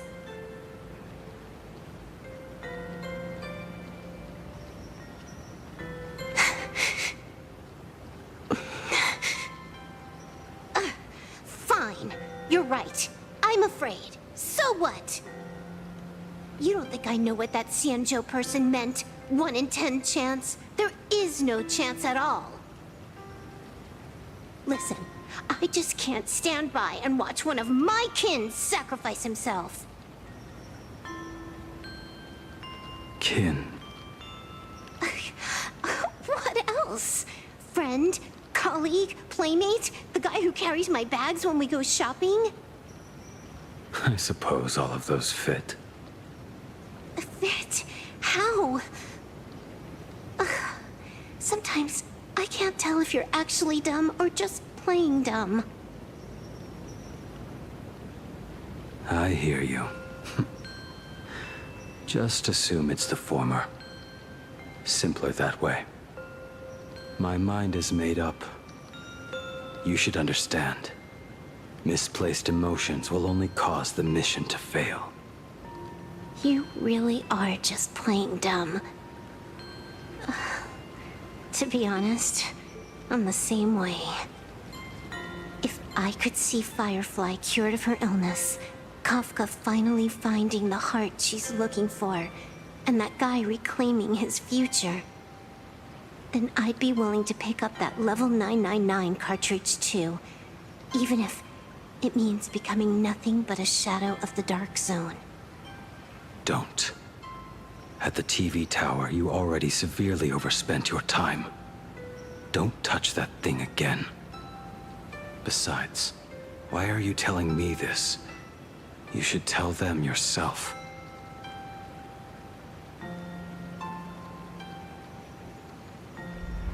Because just like you, I'm a total, stuck-up softie. Happy now? Feel better? No. Unless you give me a sincere apology and a proper goodbye, we're not settled. Not settled. Is that right? Fair enough. Whether as Ying Xing or as Blade, my journey has reached its end. Before the final verdict, I should say a proper goodbye to my kin. Who's there?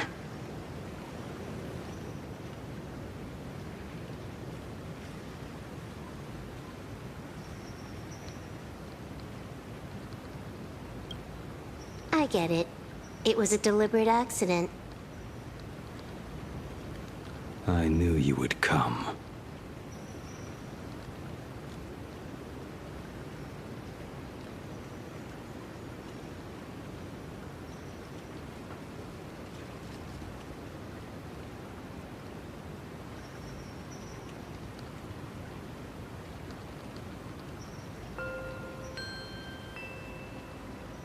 I met the legendary Graphia.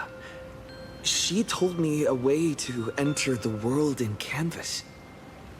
If we simply chant her name and release a Wispe into the river, she'll come to ferry us. A legend from 1,000 years ago. And she's actually still alive? It really makes sense. After all, you two are practically the same age. Knowing that gives me a bit more hope that you can actually make it back. Then let's begin.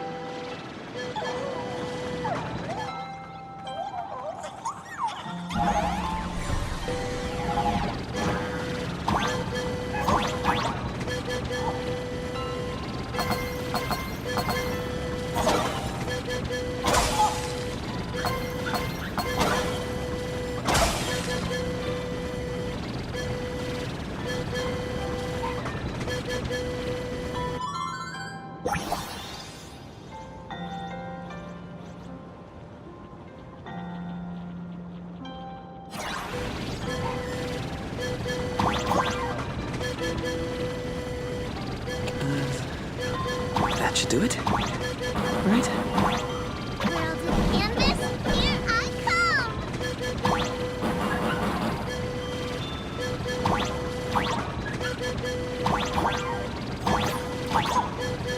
Little one, I choose you.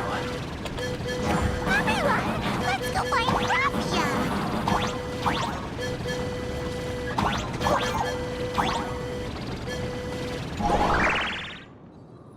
I summon Graphia, mother of Imogenesis. May she come forth and deliver us into the world in canvas. No Wispe were harmed in the making of this operation. Graphia! Graphia! Everyone, into the world in canvas! How odd. This time, the visitors actually know of my existence.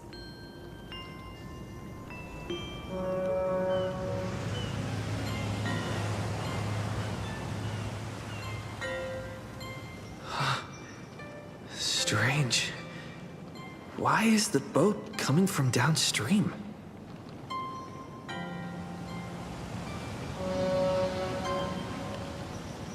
I heard your call, and have come by boat to guide you across. Greetings, travelers who seek to leave the mortal world behind. It is a pleasure to meet you. Oh? Not an Imagine, but someone here to settle the past and family members seeing them off? I guess so. The power of abundance. What a nostalgic scent. There is something terrifying slumbering within you. I've heard that something lies at the end of the world in canvas with the power to suppress it. Will you show us the way? Ah, I see. You are better informed than I thought. I understand. Time is of the essence. Please, step aboard. Thank you. The mountains lie distant. The waters still. And snow settles. A fine moment to bring this weary life to its end. Bring a weary life to its end? To my eyes, the power taking root within you is far from withering away. It's just a matter of time. The journey downstream is long. As is custom, I must collect your past stories as fare. I shall use them to paint the path forward, which will guide us to the other side. My past stories. I am not much of a storyteller. There is no need to weave your thoughts into a complete story. A single memory, a single breath. These too are parts of your past. Only by letting go of the past can you truly set forth with an open heart. Is that not so? Go ahead. Say something. I'm curious too.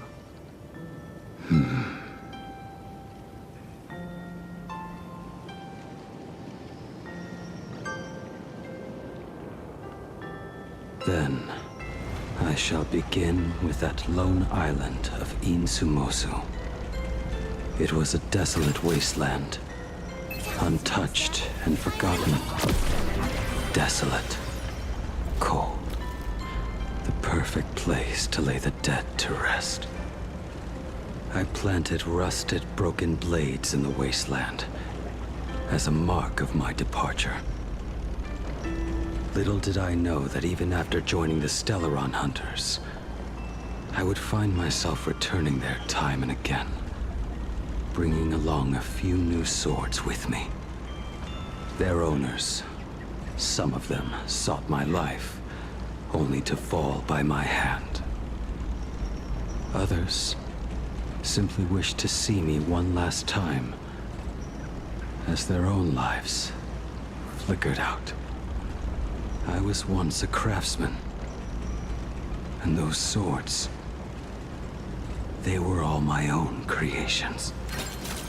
I raised those wordless monuments for my own friends, one by one, until they became a forest of broken blades.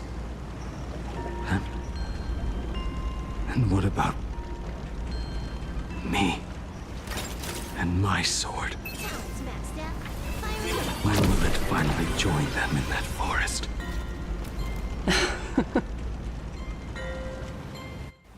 I will follow your words with my brush and paint the ideal end.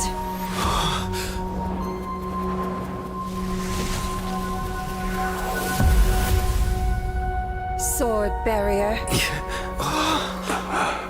We've reached the shore you've been seeking. What is this place? This is the world in canvas. A mirror to your soul, blooming as your heart dictates. May this meadow be everything you wished for. Superb artistry. And yet, I thought you would paint the desolation within me instead. Desolation? I saw no desolation in your story. Instead, I found the lingering regrets of a master craftsman. The fire that tempers black steel and shapes 100 blades does not burn upon the forge or anvil. It burns within your heart. That spark within you has yet to fade. It is why this plane has chosen to bloom into flowers. We've got no clue what you two are on about with all this cryptic talk. But you smiled just now, didn't you? No, I didn't. We should go.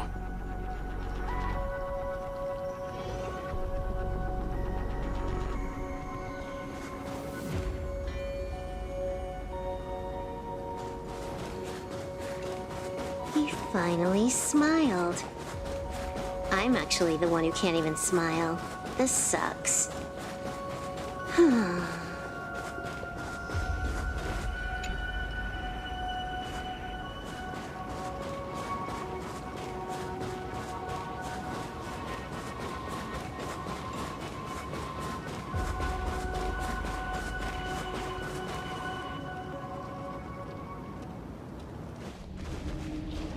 We have reached the end. That blue maw.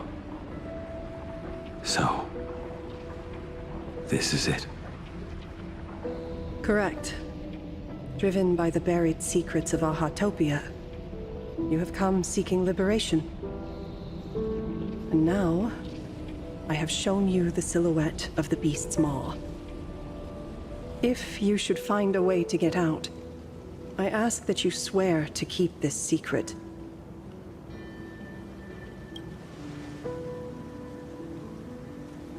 I will keep the secret.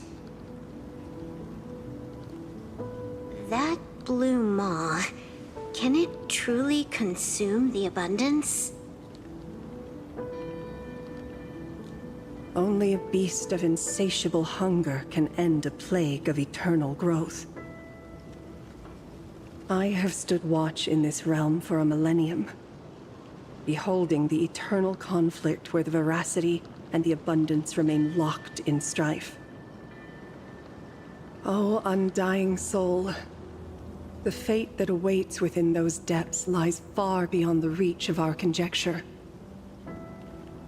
Perhaps you will vanish into nothingness in a mere heartbeat. Or perhaps you will endure a millennium of gnawing, constantly regenerating only to suffer once more, with liberation remaining an elusive dream. Beneath that calm of yours, I can feel an old friend lingering. Agony. This is the price I must bear for becoming one with the canvas. You're telling me if he leaps, he has to stay down there and be torn apart for ages? I'm not okay with this. Yao Guang never said anything about this when we went over the plan. I have lived for nearly a millennium. I stopped wishing for a swift end a long time ago. If the Leviathan does not consume me utterly, then I am still alive. And until that moment comes, I will pin Shuhu to the anvil and swing my hammer once, twice, and again, and again.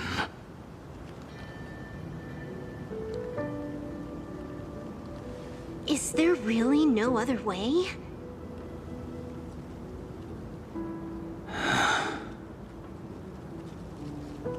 Silverwolf, I was never one for sentiment. I'll only say this. In my past life as a smith, I made it a point to forge something for those friends I found tolerable. But ever since I joined the Stellaron Hunters... Oh right, I get it. You want me to go back and take apart that box Kafka uses as a footrest, right? You already took it apart? A long time ago. Quite a few treasures in there. A master-crafted blade, a game controller, and a portable reactor. That's the armor core, reforged from the remains of the Glamoth Queen. Oh, and a cat-scratching post. When did you find out about these items? You? You mean we. We all found out. Think you hid it that well? Please, give me a break. We're a pro team, you know.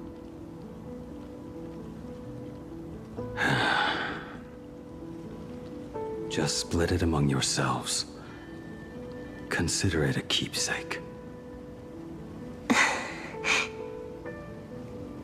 Kafka should be the one saying this, but... You are the most perfect blade the Stellaron Hunters could ever have.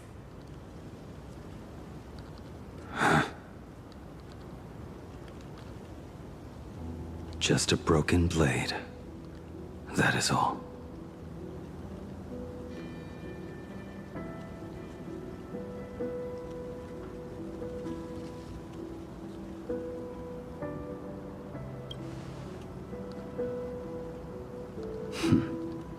You talk too much.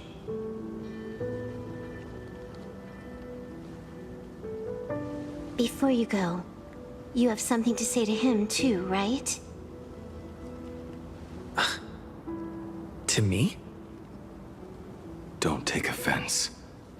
It's just a few words. Before joining the Stellaron Hunters, I once lost myself. Unable to see the future, yet unable to reclaim the past. Just like you when you were first reborn. Whether we chose this path, or were forced onto it. Leave no room for regret. And never deny the path you've traveled.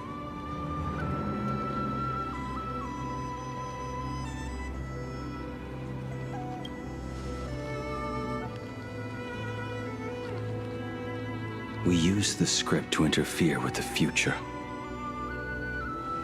But some things, once spoken aloud before their time arrives, will never come to pass. So, I must head into this unscripted path alone, to witness that final, solitary truth for myself.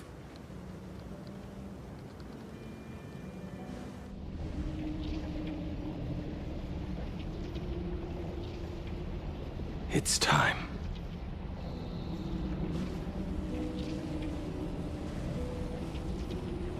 Do you still remember that passphrase?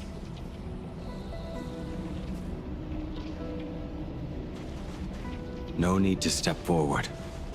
Just recite it in your head. 3 of a kind. 2 pair. Ace.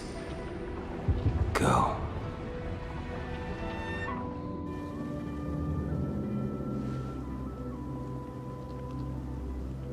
Farewell.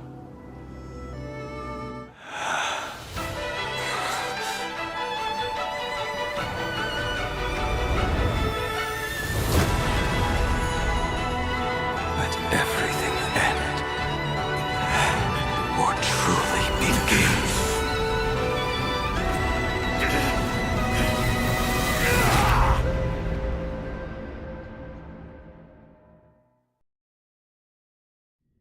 In the final moments of your life, what will flicker through your mind?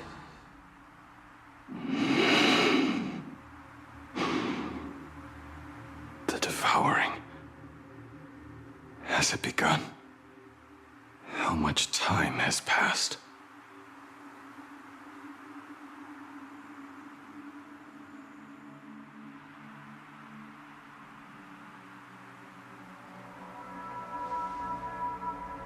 Sea of clouds. Ambrosial arbor.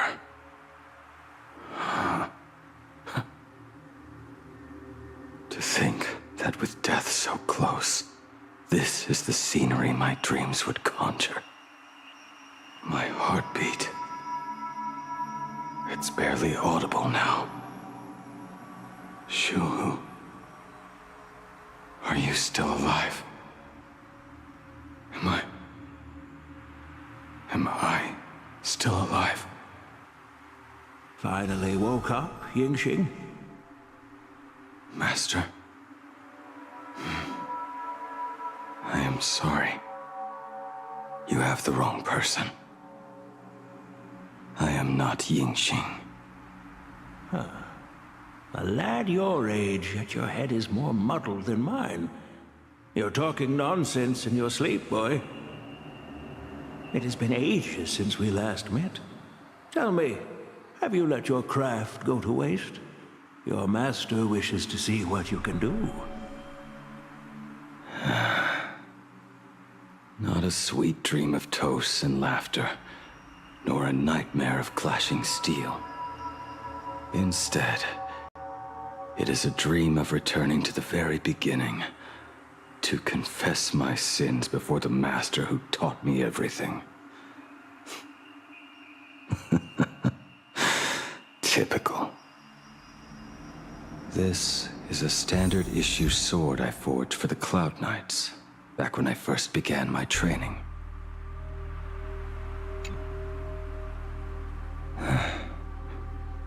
Looking at it now, it is a crude piece of work. Senior Frater, are you truly from a short-lived species? Why do you ask? I mean, no offense. I just wondered, why would you come all the way to this Yanzhou to learn the craft? My home became a grazing ground for those boars and beasts. My parents, they're fertilizer. Unlike you, I won't live to see them wiped out. But my blades will. Look at this blade. Fresh from the forge today. I made it. That is so cool! Stop flattering me. This is just a standard issue sword for the Cloud Knights. According to the template, its name should be New Blade 01. Senior Frater, how could you so thoughtlessly name your own creation? The very first assignment Elder Huayan gave his disciples is, what defines a blade? He always says a name carries the weapon's destiny. A lone cloud drifts. A crane departs the woods. Let's call it Departure, Junior Frater. Senior Frater, I thought you'd go with Lone Cloud or Guyun.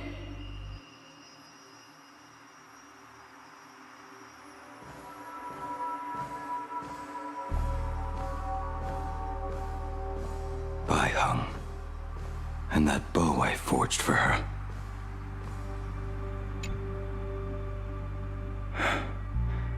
In the end, it was I who forged the greatest sin. For me? Thank you. I told you, didn't I? As long as you set your heart on what you love, nothing can stop you. Hey, did you give this bow a name? I named this bow Lure after a mythical steed from the primeval Imperium. Legend says it was one of the Emperor's finest mounts, a divine beast that could tread over any chasm and lead its master back from the brink of death. How did you get so off track? Why pick a name meant for a horse? That won't do. It does not suit me at all. I'm gonna call it Recurve Bow. That sounds terrible. It's like my mother naming me Human. At least change it to something elegant like Winding Stream. Fine. Have it your way. Look at you! Skilled with both the pen and the sword. You really should not be trapped in this flame wheel forge for the rest of your life. Hey, perfect timing! I have a few friends getting together on the Lafu. Wanna come along? Staying in a single place your whole life. That won't do.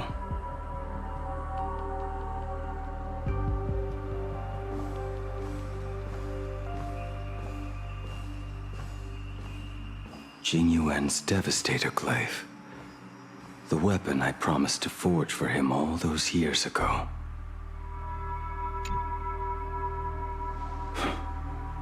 Old friends have drifted across the stars, but he remains. A genius. I suppose Master Jing Liu's swordplay should be no trouble for you then. You little rascal. Do not try to act like my senior just yet. I am from a short-life species. Xianzhou's swordplay takes hundreds, even thousands of years to master. I simply do not have the time. I heard your bold claim.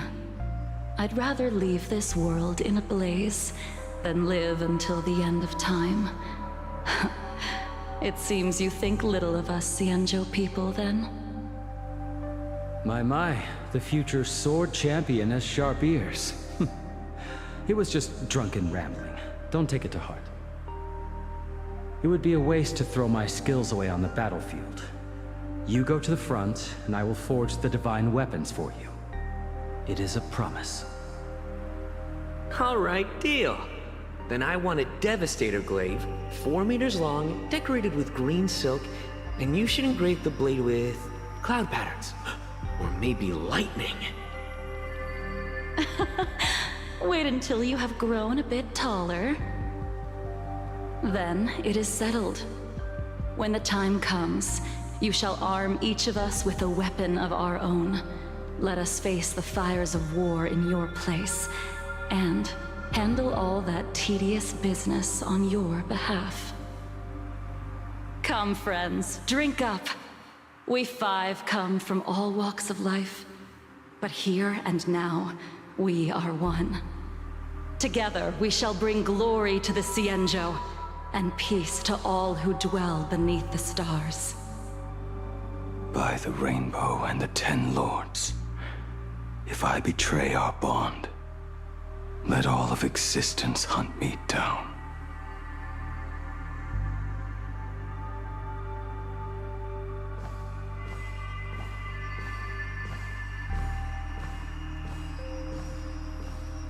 The prosthetic arm and sword staff for Mr. La Mancha were works created by my master and me. He came to visit me even after I was cast into the shackling prison. Yingqing. Yingqing. How did you end up like this? The shadow has tasted the flesh of abundance within you.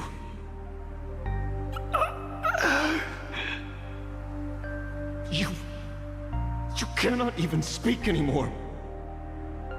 Yingqing, look at me. Lift your head. It was only thanks to you and your master that the shadow of veracity was sealed. I owe you both a debt of gratitude.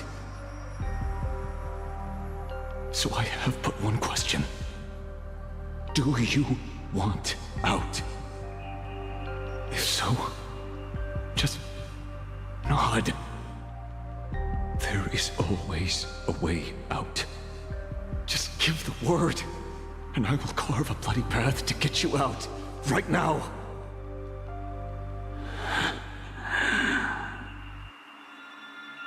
There is no need. I must atone for my sins. Perhaps if I had taken you away from Flamewheel Forge back then, your fate would have been entirely different. I respect your choice, just as I did all those years ago. pity. So much in this world does not go as we wish.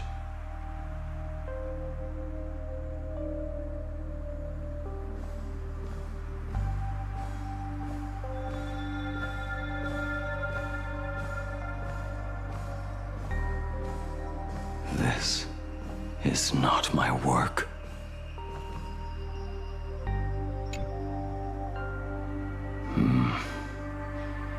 This was where my life as Blade began. So you're Blade. You sound like quite the expert on swords. Oh, good timing. What do you make of the sword she's carrying? The blade itself is fine, but the technique is wrong. Swordsmanship is no song and dance. Power starts at the feet. Only when the eyes and mind follow through will the strike land. My, oh my, Bladey. You really are the ultimate blade critic. Since you have so much to say, Master, why not forge a legendary blade for each of us? I put down the hammer a long time ago. My hands cannot do what my mind wants anymore. Fighting with a weapon that does not suit you is just a quicker way to die. From now on, if a sword is needed, let it be mine. This shell of mine is the only blade there is.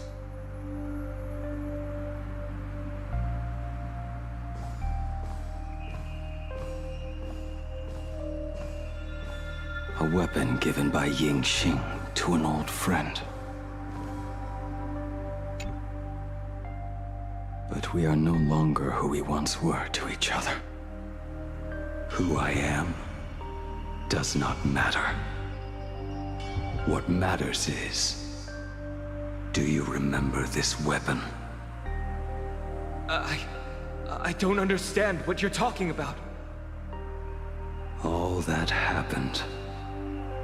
You think you can just walk away from it all? You would do well to keep Cloud Piercer by your side. Or, next time we meet, I will be the end of you. What a pity. In the end, we still cast our weapons aside.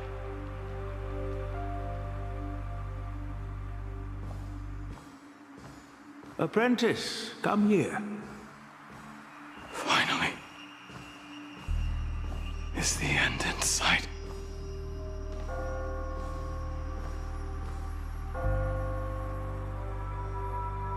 I am here, Master. Good. I have waited a long time for you. You have seen every blade I have forged in this life. Fine work. Somewhat flawed, perhaps, but their edge is undeniable. The marks of a true master. Gazing upon the weapons I forged in days past, I can only feel a surge of endless regret. The hammer falls and cannot be undone, yet I have spent my life taking one wrong step after another. I betrayed my friends and broke my oaths. Even with these divine blades, I failed to protect those I held dear. My hands are stained with blood. I loathe the reflection it casts back from my blade. But what weighs heaviest on my soul is the debt I owe you, Master. In this life, I fear I will never have the chance to repay it.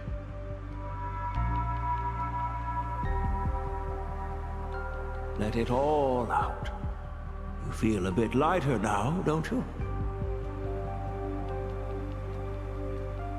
But Isn't there one last piece you have yet to show me?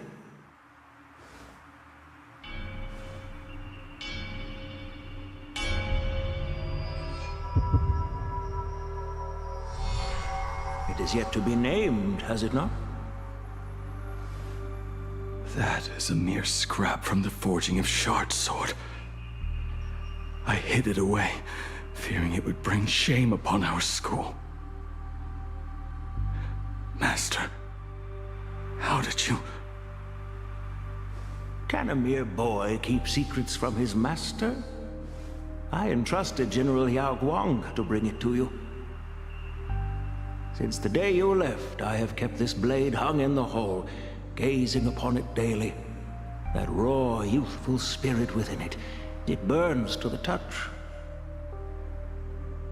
It is the same light that shone in your eyes the day you bowed to me. It is the keen edge of a craftsman. I am but rusted scrap now. My light has long since faded. This is where I belong. Buried.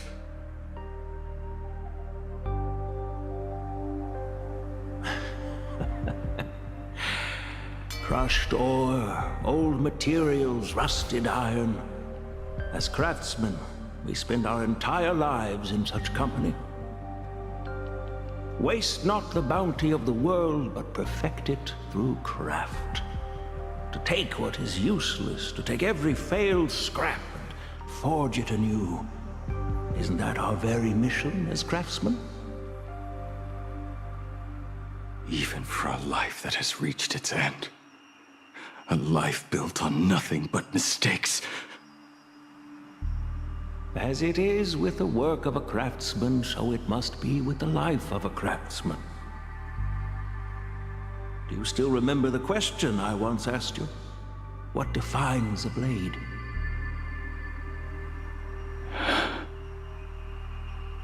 The answer already lies within you. Go now, and forge it anew.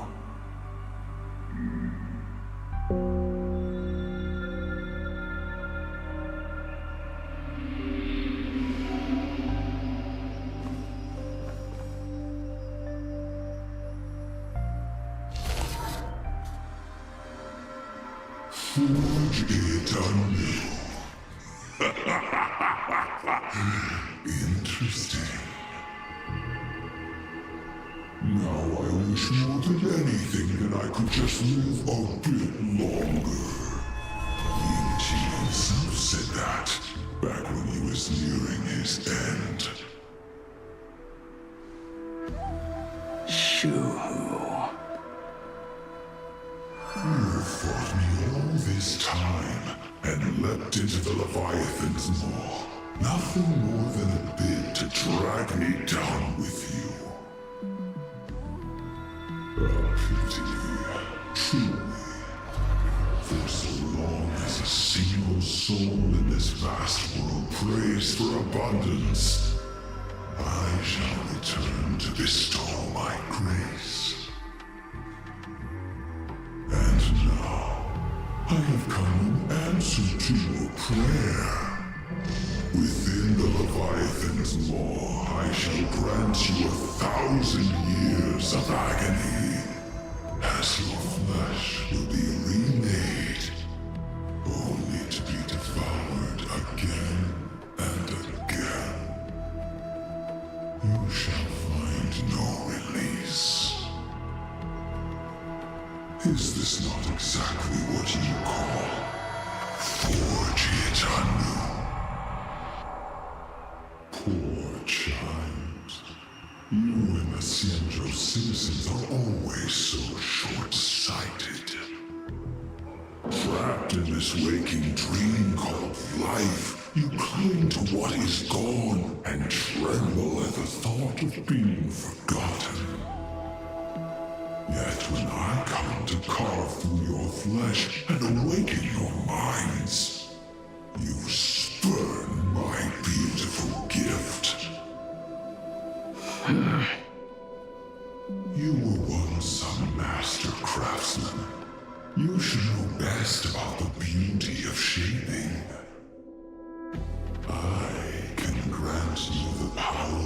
reshaping life and death, bringing those he loved and lost back to life. Let your friends return to this world again and again, giving you the chance to right every single wrong. Righting wrongs. You mean by carving out more walking husks like me? Things that crave an end they can never reach? That is but a fleeting pang, a necessary tempering on the path to eternity. If you persist in spurning this gift, this law shall become your prison for all time. Your body will churn for millennia, caught between being digested and reborn. Every inch of your flesh will remember the agony of being ground to pulp, until your very will dissolves into nothing, leaving only a hollow husk that can cry out my name. Are you done talking? Do you truly believe that I am the only prisoner here, Shuhu? You are the one bound most tightly by your chains. For so long as a single soul in this vast world prays for abundance, I shall return to bestow my grace. You are nothing but an echo of them. A slave trapped within your mission of compassion. You mock our obsessions. You are Yao Shu's most pathetic prisoner. Are you trying to provoke me? No. I am pronouncing your sentence. I never dove into this abyss for the sake of a mutual end. I came for forging. As long as you cling to life, you must keep reshaping this body to fight back the gnawing from the veracity. And that struggle is exactly what I want. Let the maw of this Eon husk be the furnace. Let our undying flesh be the iron. And let death, 1,000 times over, be the hammer. Right here, I shall forge and recast you again and again. Not to destroy you, but to create a cage that can hold you prisoner for all eternity. And the thorns of this cage shall forever be aimed at that savior who branded you with your mission. Yao Shu. Are you ready? To turn your vengeance against your god.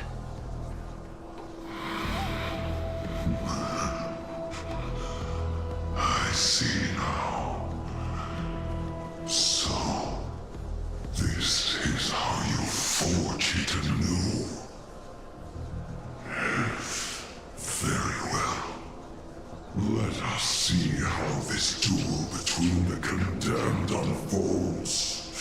This forging within the furnace. In the end, which of us shall forge the other into a blade?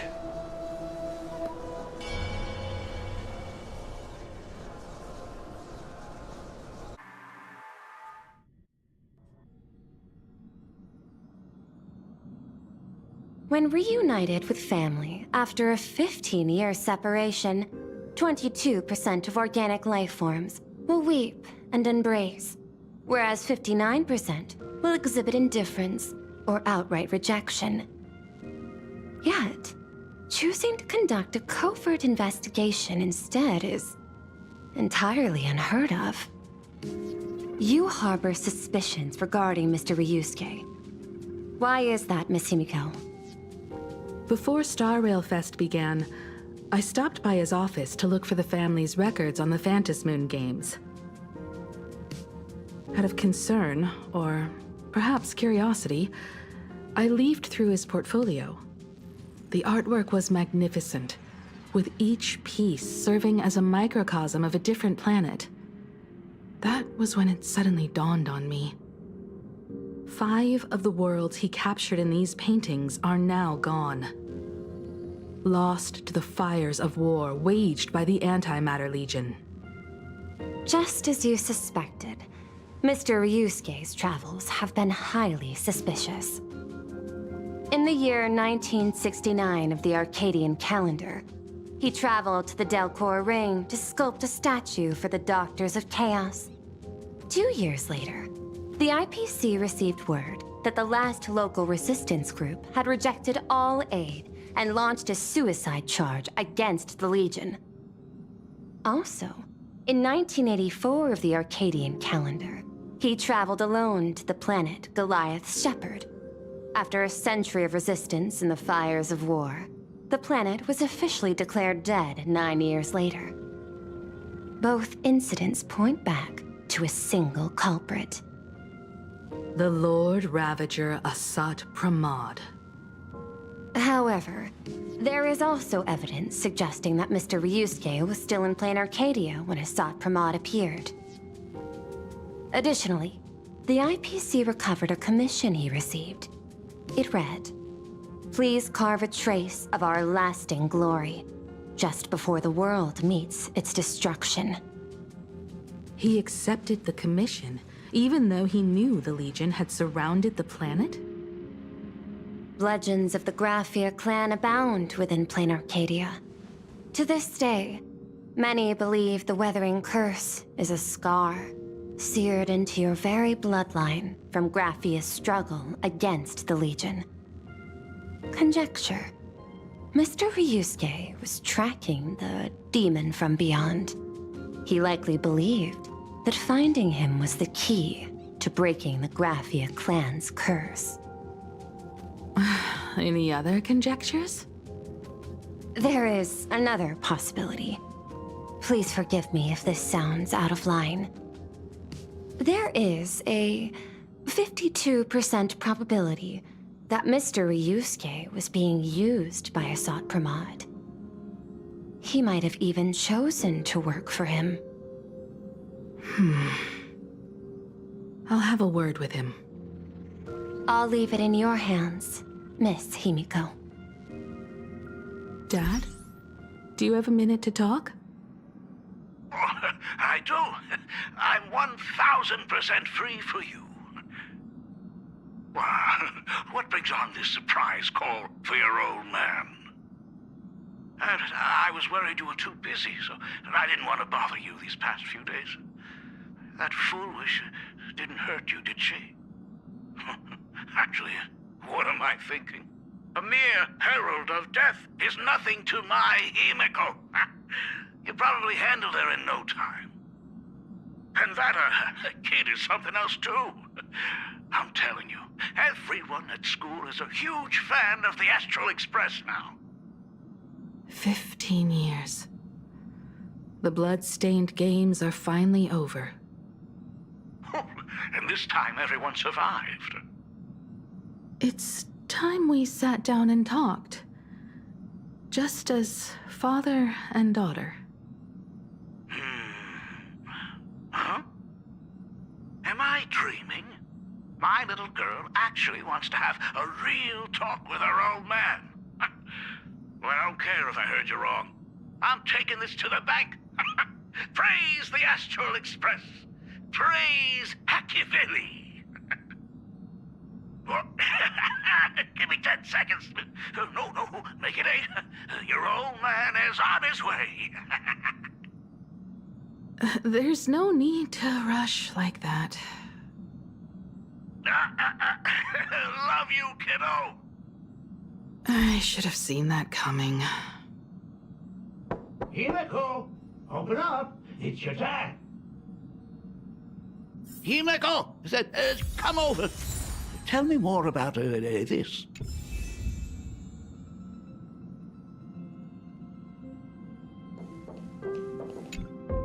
I originally planned for us to meet at the school. But since you're already here, let me show you around the Express. Oh, I would love that. I was in such a rush last time. I really want to get a good look at the place where you spent the last 15 years. Who could have imagined it? The thing that connects this nearly infinite universe is not some distant godlike sheephead, but a single express. I have met many artists who dreamed of boarding the Express just to get a closer look at the legacy of trailblazing. So I am curious, how will the great artist Ryusuke evaluate it? Me? Well, I'll give it my all. I was only joking. There's no need to be so serious. There's actually so much interesting stuff on this express.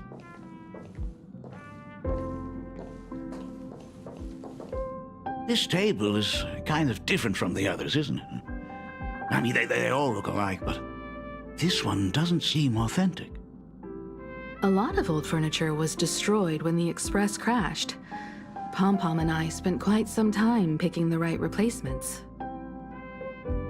Ah, out with the old, in with the new, huh? Well, the Express has been running for years, so it's only natural to have to patch things up every now and then. You must have had a hard time keeping it running. It's not that hard. I'm used to it.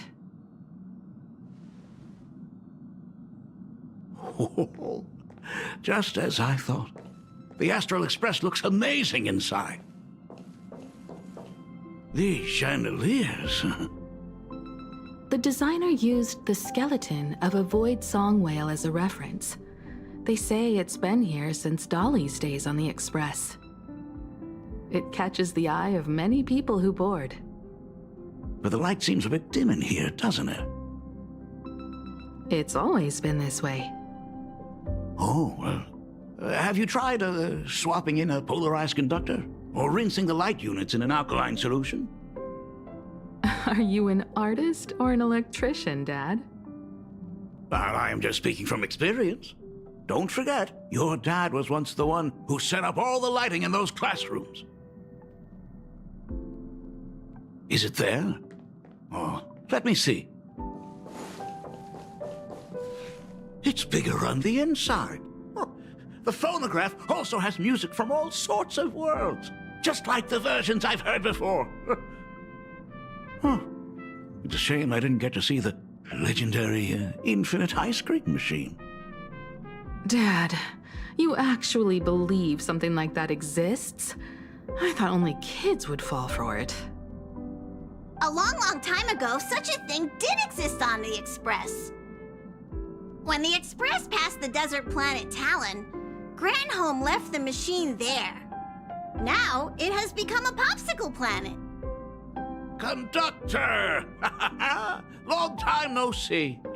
Your fur looks a lot smoother than last time. Really? Thank you very much. Hey, my daughter Himeko finally opened up to having a heart-to-heart with me. What a special moment! Pom-Pom will leave you to it then. They say family is one of the most precious treasures. Pom-Pom believes we should cherish them. See? I told you. This time, Dad wins. Oh, Himeko, you may be a fully capable navigator now, but sometimes experience still beats youth.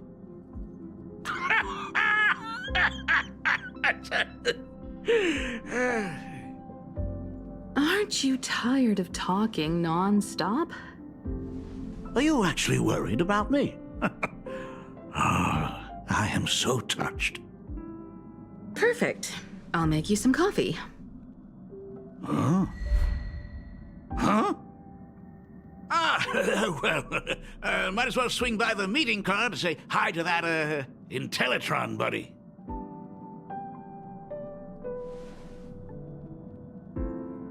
Pom-Pom finds Himeko's father very easygoing. Himeko, come on. Let's walk together.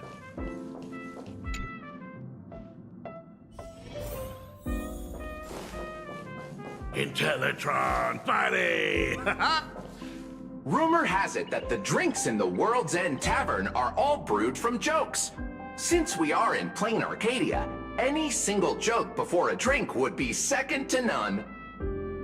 Since there is only a single joke, it is quite literally second to none. Mr. Ryusuke, the tension detected in your micro-expressions has increased by 33% since our last encounter. Oh, nonsense. Himiko is brewing up a cup of coffee just for me. Is there anything in the world more wonderful than that? A cup of hot coffee right before the end. This must be what they mean by life is short and bitter. Huh. Well, now I see why they call you Shush. Well, since I'm still among the living, let me tell you a joke for a change. A long time ago, there was a truly terrible nameless. They snuck aboard as a passenger, seeking a certain answer. Now one day, they ordered a drink from a service robot on the express and told it a joke. A long time ago, there was a truly terrible nameless. They snuck aboard as a passenger, seeking a certain answer. I have retrieved the same joke from the archived logs. It is indexed under the title, An Unfunny Joke. But did you know, the first time the robot heard that joke, it laughed with pure joy. Don't go filling Shush with nonsense. Its database is already enough of a mess. Dad, here's your coffee. This cup is huge. Himiko, tell me, are you still holding a grudge against me? What are you talking about? Now drink up while it's still hot. Analyzing components. Results show coffee concentrate, Heldoran butterfly scales, a species of fish from a gas giant, trace amounts of iron particles, and various other unknown substances. Mr. Shush, you must be exhausted after telling all those cool jokes. How about a nice hot cup of coffee to warm you up, huh? My inspiration circuit is vibrating. My radar indicates that the conductor requires my immediate assistance. Good luck, Mr. Ryusuke.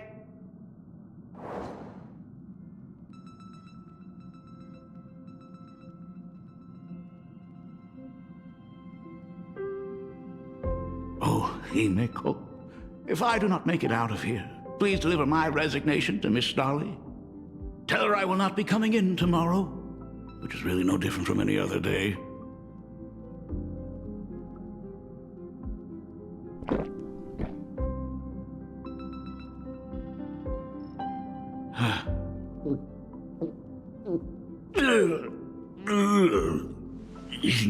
The coffee tastes like heaven. Oh, want another cup? Himiko, Miss Dolly told me that back when you were a school assistant, you used to bring a massive pot of coffee for everyone every single day. They still talk about it to this day. It would be selfish of me to keep this all for myself. I simply must bring some back for the other teachers to sample. I am afraid it will be long cold by the time you get it to them. But as you said, it is time for us to head to the school.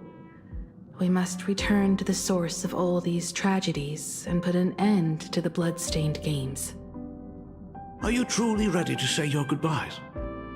We can stay a little longer if you like. We still have plenty of time. We should go now.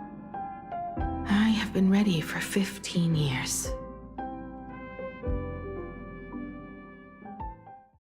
It has been 15 years.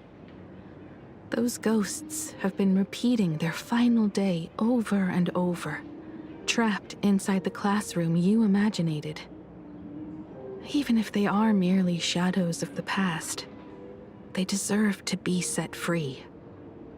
Oh, you're right. Let us use one final goodbye to close the chapter on the Herald of Death incident.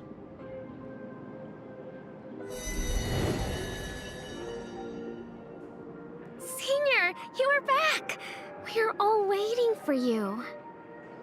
Sorry I'm late, everyone. It's okay. Thank you so much for coming. Himiko, we don't have enough time for the lobby. Could you please use your amazing Imagenesis skills to decorate the stage for us? I am begging you. Mia, stop bothering Himiko all the time. If you and the others hadn't slacked off on the rooftop, we wouldn't be in this mess right now. But the school anniversary is tomorrow. If I do not get this done, Ms. Dolly is going to skin me alive. You should start by tidying up those ribbons. Once we are finished with the classroom, we will all come and give you a hand. Hey,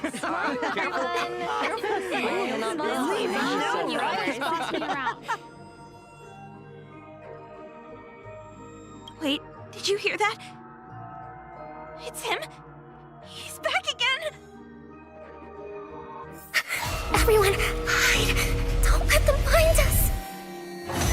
Run, Senior! The Herald of Death is back! Don't be afraid, Belle. I'm here. No more running away. We don't have to face any Herald of Death anymore.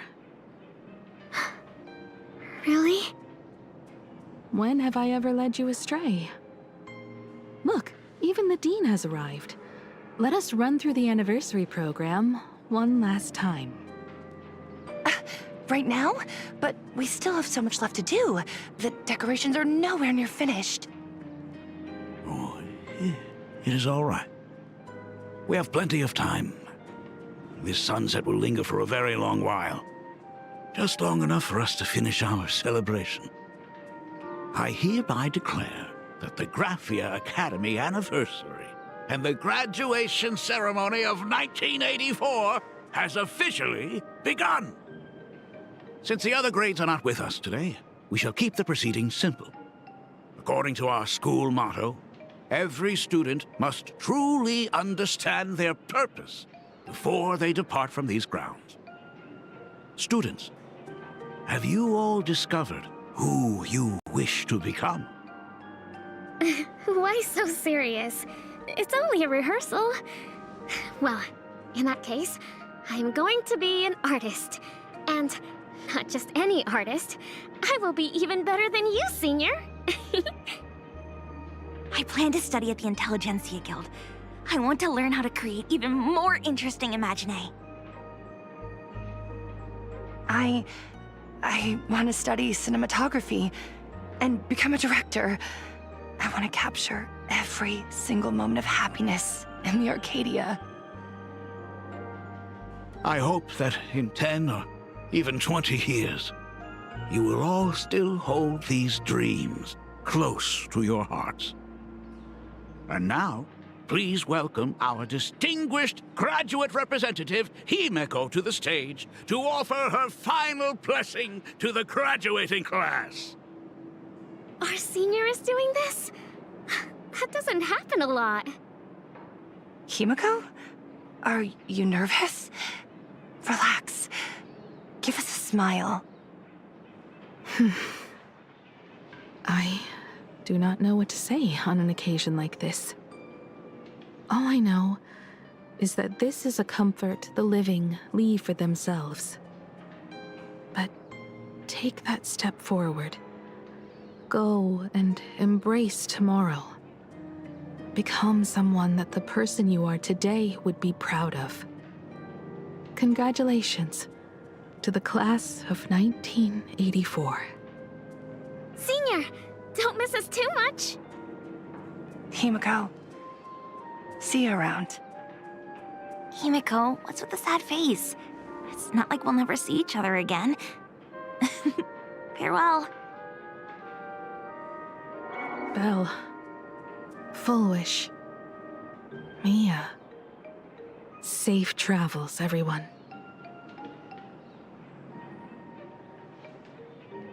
15 years.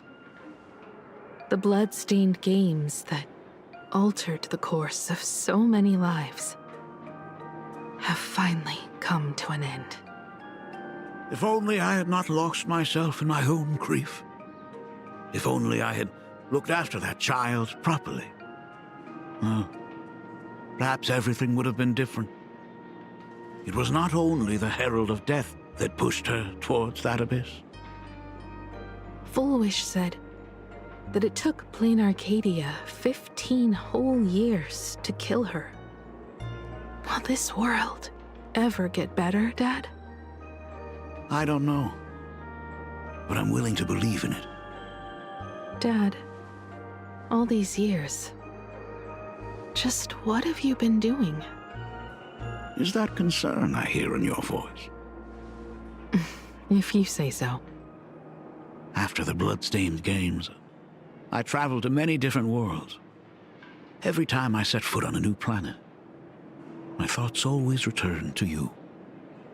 Until one day, I happened to see news about the Astral Express. The person on that screen was so different from the daughter in my memories. I was afraid, to be sure. I did not want to disturb the life you had found. As long as I never saw you in person, I could keep telling myself that lie. My daughter had fulfilled her dreams to soar among the stars. Von Walk, Owenly, New Londinium. Step by step, I made my way into the very bedtime stories you used to tell me. Were they beautiful? In this vast universe, nothing holds more beauty than the lands en route, yet to be reached.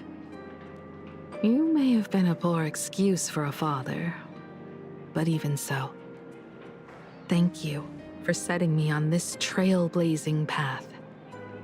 Same here. Thank you for fighting so hard to be here alive. It's still early, huh? Let's have a walk around the campus. I have something very important to tell you. But it can wait. Something very important? No. Give me just a moment to gather my thoughts. Whew, nice weather today.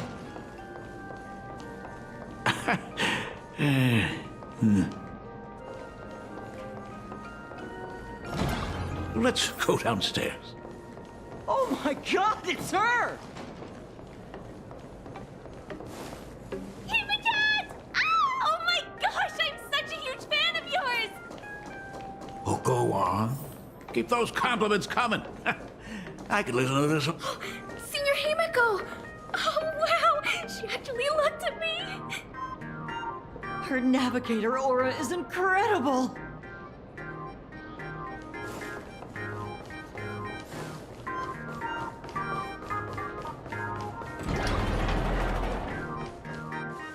Astro Express, I love you! Like a love song, baby! Baseball Raccoon didn't come? Oh, Himiko is so pretty. It gladdens me that my daughter is so popular. But you're all supposed to be in class right now. The Herald of Death incident just ended. It is only right to let them breathe and relax for a while. To think that it all happened only yesterday. Young people really do have a way of returning to their carefree selves so quickly. I suppose it is because they believe the Astral Express will always be there to save them. It brings back memories of you as a little girl. Whenever you heard someone mention the universe, the light in your eyes would outshine even the brightest supernova. That is true.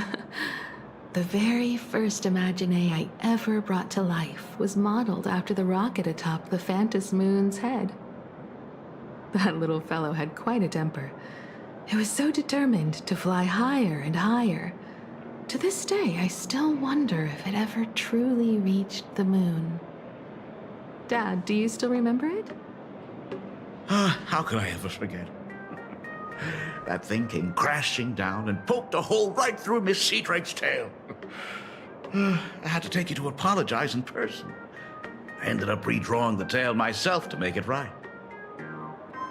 These days, I wouldn't be able to handle that kind of trouble anymore. My poor old back wouldn't allow it. Now that I am free from the weathering curse, you don't have to spend your life wandering the stars anymore. Why don't you just settle down here? I just can't face the thought of coming back to nothing but an empty home again. Don't worry. I'm not going anywhere.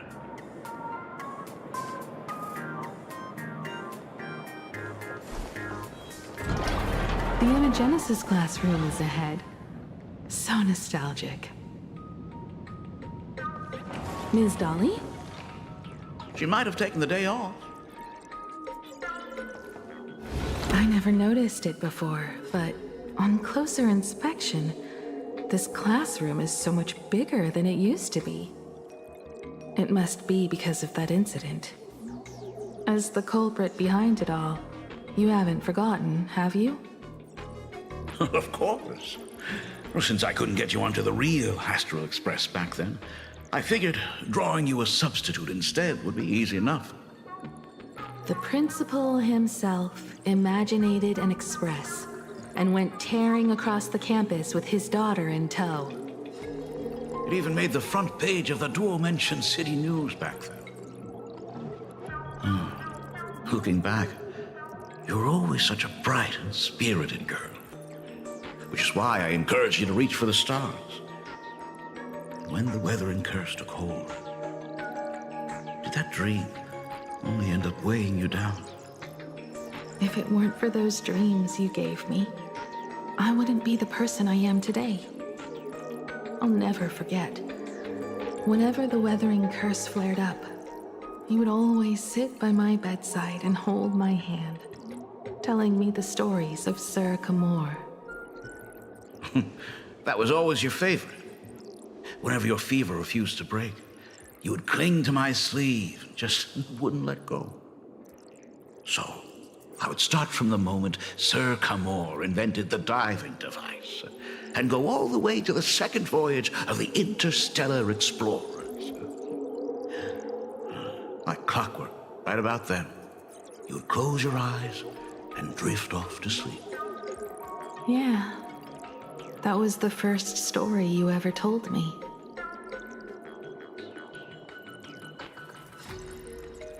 And the very story that helped me make up my mind. Even if I could never leave this place, if fixing the Express meant sending just one soul to the stars, that would be enough for me. Yet before I knew it, I'd already traveled far beyond anything I ever imagined as a child. I think I understand how you felt back then.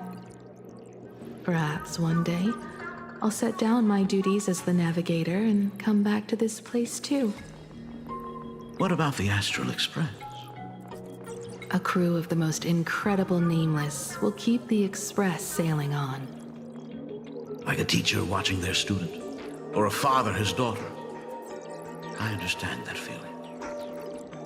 Then your dad will always be here at home waiting for you. So, what is this important thing you need to tell me about? Yeah. That important thing. Dad, are you hiding something from me? I knew I couldn't hide it for long, Himiko. I am sick. What? This isn't the right place for this discussion. Let's go to my office.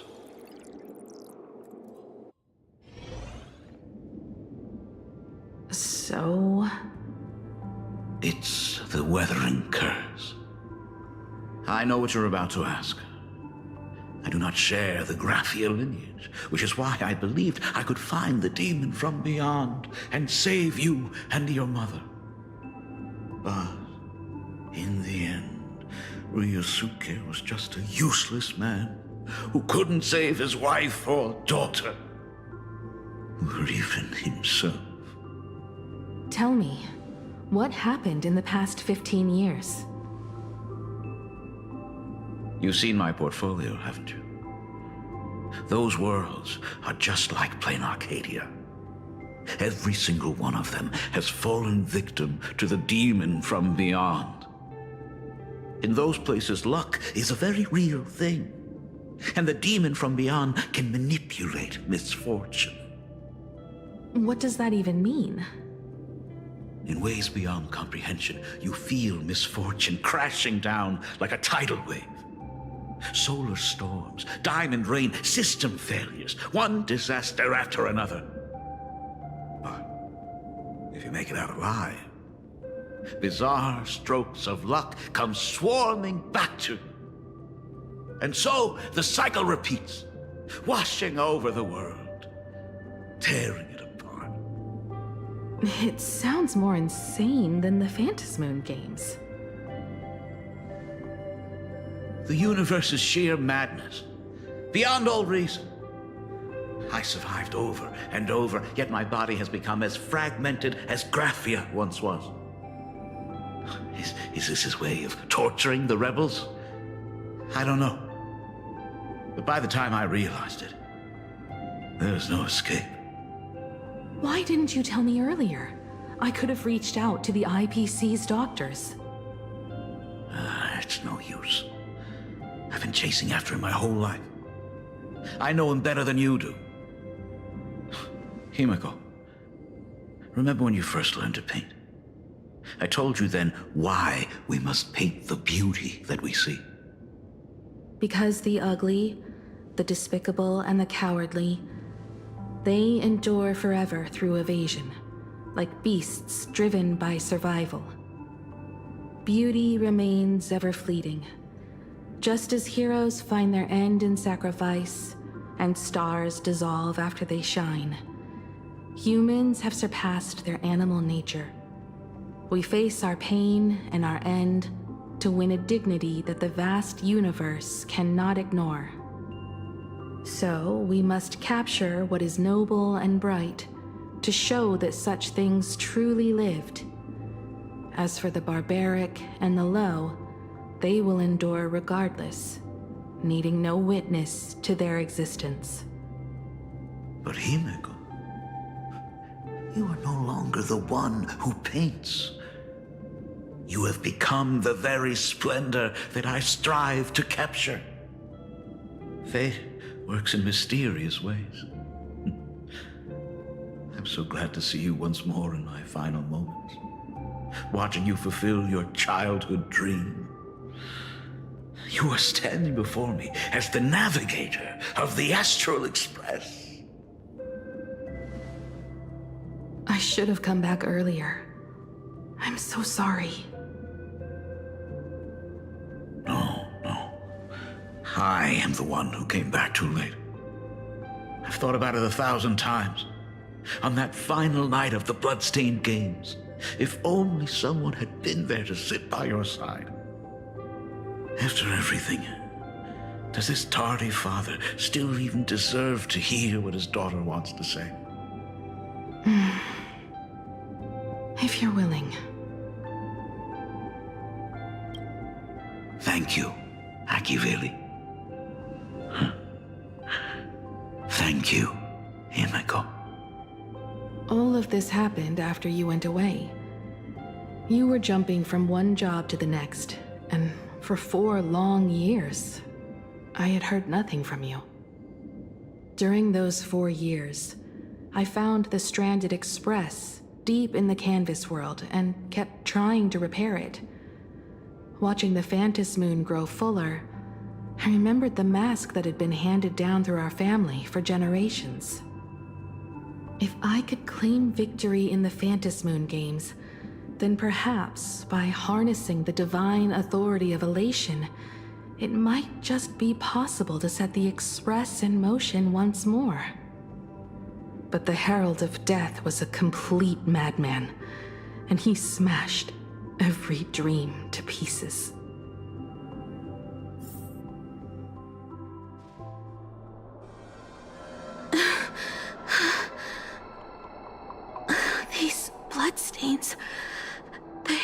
of Death is heading to Dovebrook.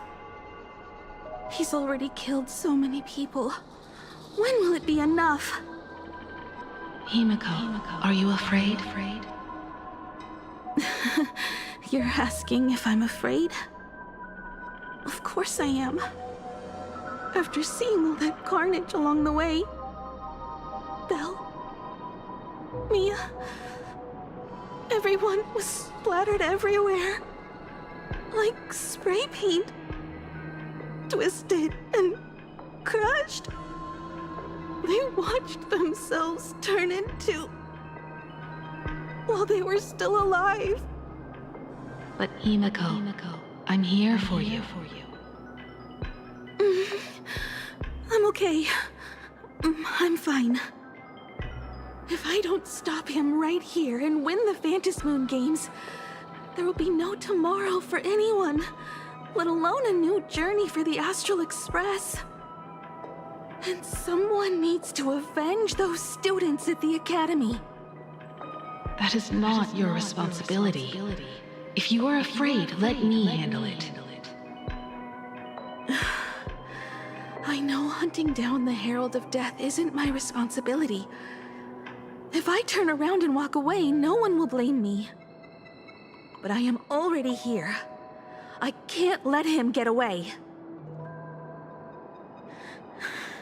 Yeah, I'm not really scared anymore, really.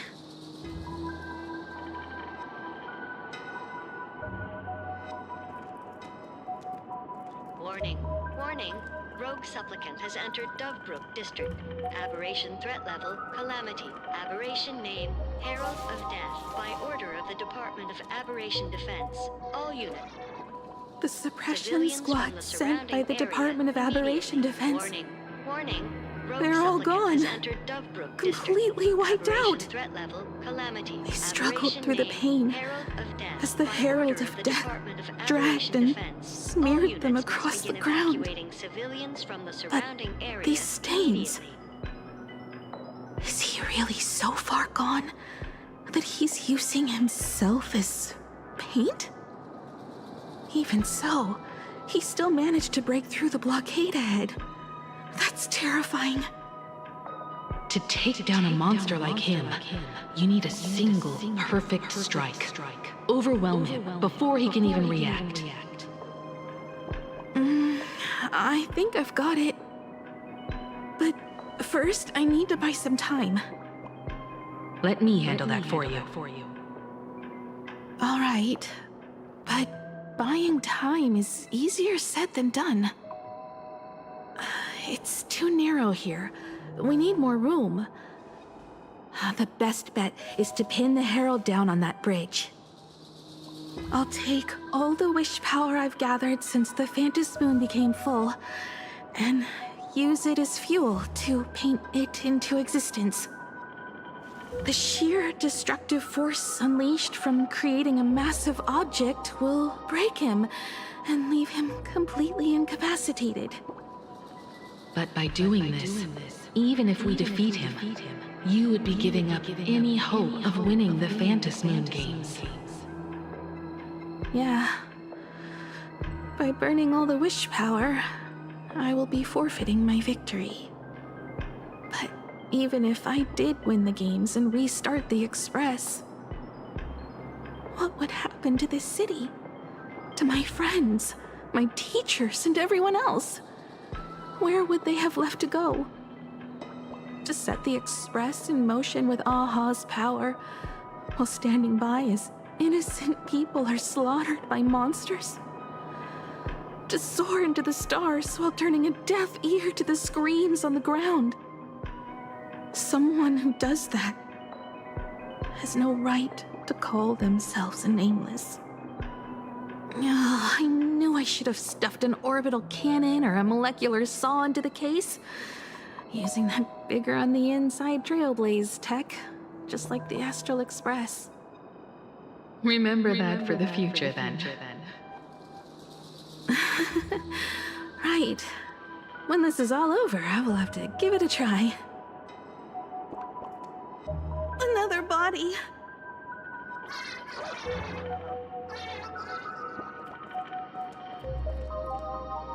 Black Birch. Guess he was after the Herald as well. Black Birch, the masked fool? The one who turned Gotham City upside down not long ago? Only 2 supplicants are left in the games now. In other words, we are the last hope for victory over him. Just like those legends I grew up with. A hero confronting a monster to protect everyone. Now that responsibility falls to me. I will take him down. After that, I will repair the Express myself and see it fly over the horizon and break out of the atmosphere. What a beautiful sight that will be.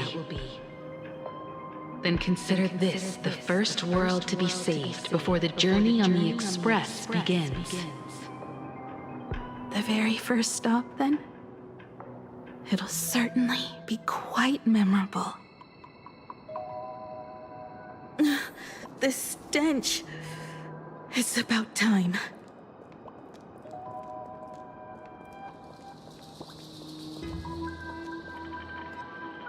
So exquisite! These flowers blooming in plain Arcadia! Ooh, I can hear them dancing at the tips of my nerves! What is that?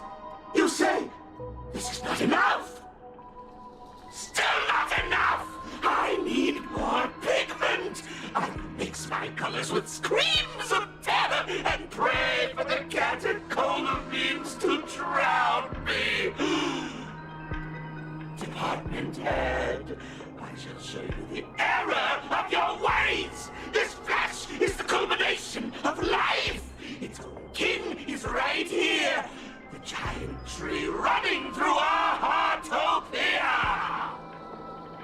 I shall become her! We will be as one! No, I will surpass her. I will devour her and become the one and only existence. Another new shade, dazzling, shattered crimson. Are you perhaps the color I've been missing all along? Step into this masterpiece! Become one with me and lay the final cornerstone for the future of human evolution!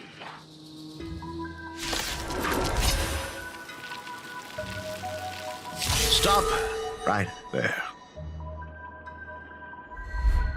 So, you actually conquered the Herald of Death and set the Astral Express in motion once more at the end of the blood-stained games. Here, Michael, I believe in your bravery. When confronted by death, you will undoubtedly choose to resist. But you were so frail and sickly. How could you possibly defeat the Herald of Death, who slaughtered every single supplicant? And how could you hope to repair such a massive, stranded express? Well, the answer is clear. It would be impossible for you. That is, unless you had another person helping you. Don't deny it yet. I've been tested by you enough along the way. So now, give your father a little room to breathe. While I was gathering your belongings, I found some of the manuscripts you left behind. There were 2 distinct sets of handwriting upon those pages. Every trace in that house proves that 2 people once shared a life there. Legend says that during the Canvas Age, the grand artist Whitebow painted his late daughter onto a scroll and breathed life into her. Suppose, just suppose, that my brilliant daughter created a likeness of herself, a self-portrait so perfect that it breathed and moved with her. If that is the truth, then every mystery is explained. During that night of the blood-stained games, a girl at death's door and an imagination she created followed the trail of the Herald of Death all the way to Dovebrook. As a monster bearing Shuhu's flesh and a supplicant lost to madness, Marcus and Tali defeated the pair before him without lifting a finger. Driven by pure instinct, he slowly closed in on them. He intended to use their very lives as pigment to paint a new bloody bloom. Little did he know that he was walking straight into a trap of their design. The moment he drew near, a massive iron fist was imaginated from the sky above. It crashed down and crushed him to dust. It was the night of July 22nd, 1984, of the Arcadian calendar. A colossal shockwave radiating from Dovebrook District shook the earth. As the dust settled, a strange urban legend found its way into every corner of the world. Over 10,000 sightings reported a giant arm descending from the sky that evening. In the hours that followed, the Department of Aberration Defense confirmed that the Herald of Death was completely incapacitated. The theories were endless. Was it a divine act by Yaha? Or a weapon built by the IPC? No one knew for sure. Yet the silhouette of that giant remained etched in every mind as a testament to heroism. It was just an arm. Yet beneath the brush of a girl who yearned for the stars, it became an extension of humanity's reach.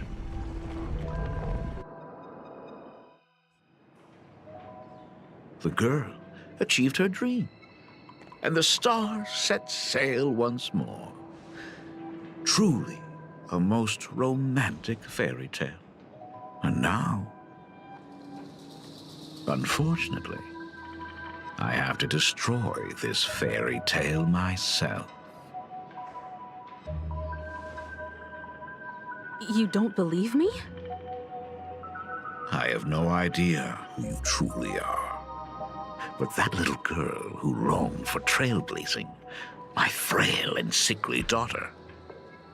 From the very beginning, Himeko never left Plain Arcadia. That is not something you should joke about. You know better than I do whether I'm joking or not. By the way, things outside aren't looking good. The Arcadia is drowning in problems. Is it really wise to stay here instead of helping the younger crew members? Those kids are all grown up now. They can handle their mission. And as for myself, I am staying right here to deal with the biggest problem of all.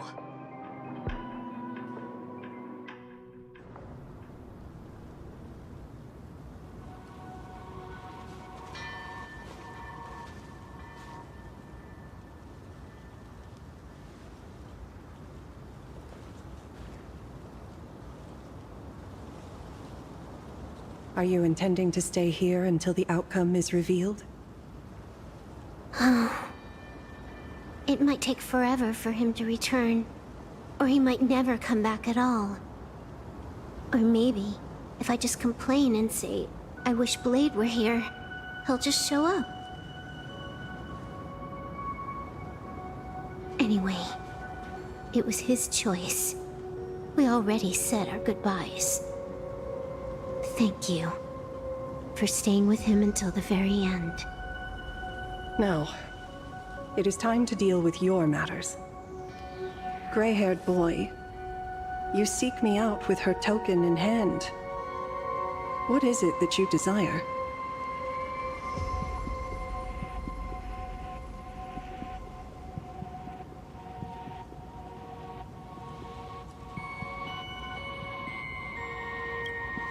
I don't quite follow. Our first meeting was just before we took the boat here. I only answered the call of wish power because of that mask. The one painted by Evanescia. Without it, I would not be here. So, who is this me you speak of? Me, of course. Not you again. A meanie will always be a meanie.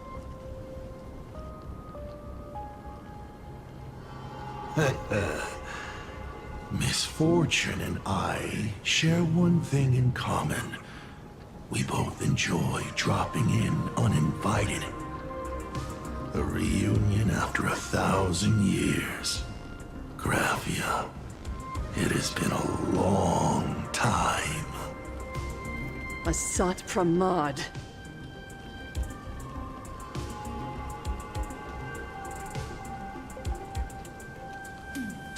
Back at Ingford Hermitage, what you heard was only half the story. 1,000 years ago, amidst the ruins of Ahatopia, I found a baby girl on the verge of death. Her cold, lifeless body reminded me of the legend of Elation. Aha heard an infant cry and burst into laughter. Too bad I never did get the joke. So I came up with a much better one.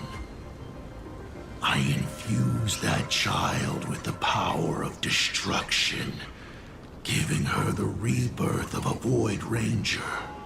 I taught her to paint her monstrous beasts using the life of the veracity as pigment, all to carry out the Legion's divine will. Graphia, your name was your commission, to paint the world and carve a trace of our lasting glory just before the world meets its destruction.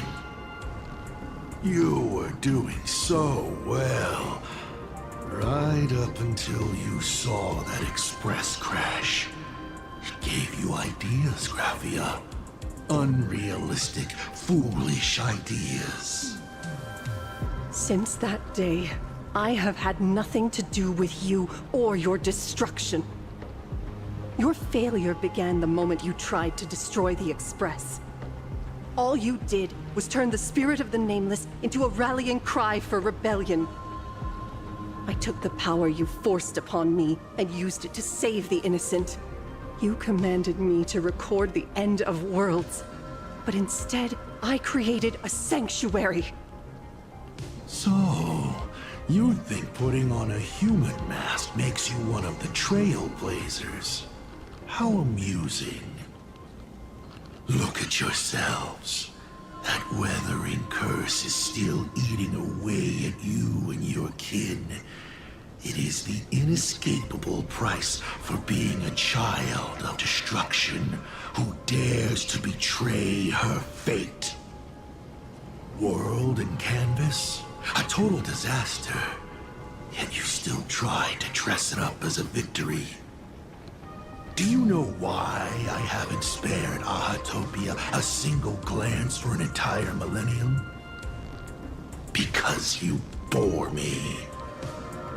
But now, things have changed.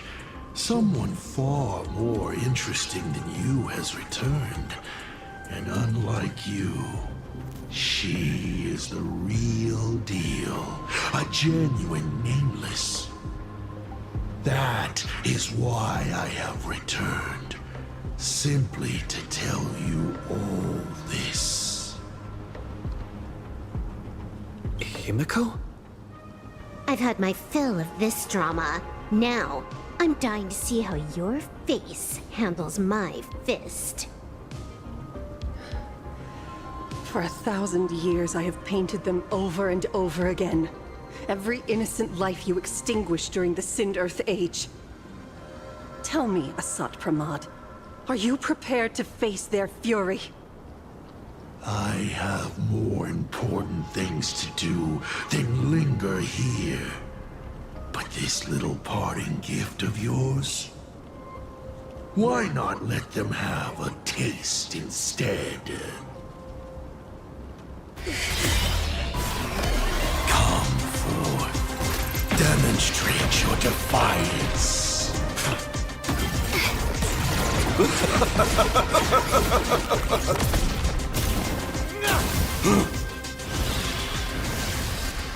Is it over? Watch out! Pity. Such a clean strike. But the odds of success are 0.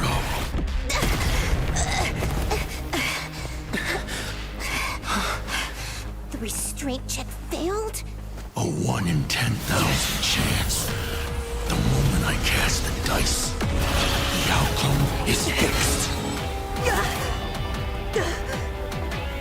Remove the mask, protagonist. It doesn't suit you. As for you, your end is decided. Farewell. Sorry. I have failed. Minions of destruction! I will drive you all from this world! We must force her back to her senses. Earth shatters, heaven trembles! Reviewers, I've come and touched with Sparky till the end of the world! Burn, vengeful spirits!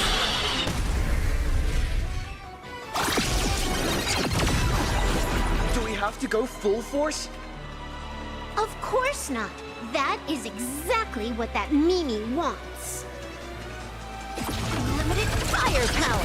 Divination says this will baneful cloud scatter. That omen. Don't thank me. Wiped him out. Want that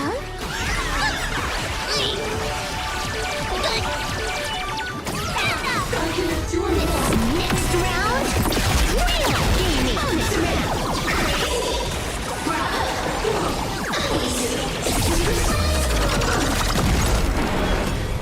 Let's greed devour all!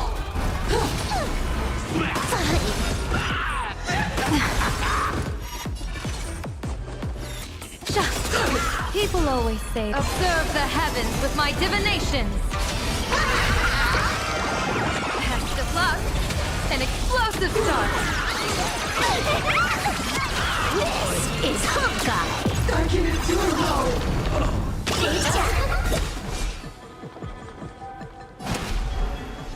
Earth shatters, heaven trembles! Dragons soaring above the lands! This is permanence! That omen. Don't thank me. It's nothing. Absolutely cannot let you touch this place. Astral Express! Department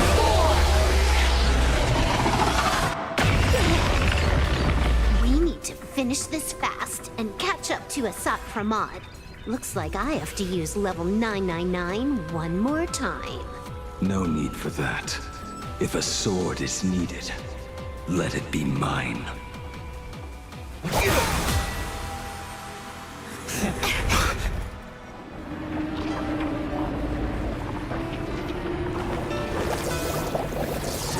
Have you thought it through?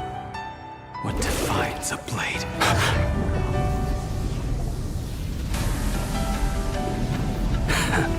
The sharpness that endures, after all has worn away.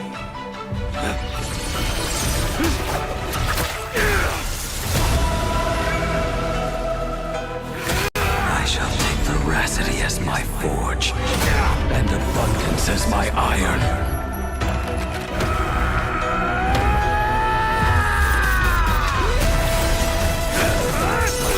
Die a thousand deaths. Tempered into a blade!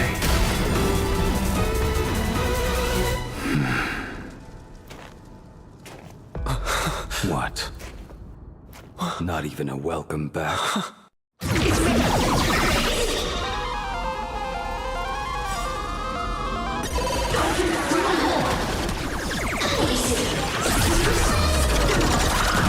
You'll serve as the tempering fire! No way! Blade! You answered my prayers! 1 in 10 chance of survival. I choose to survive.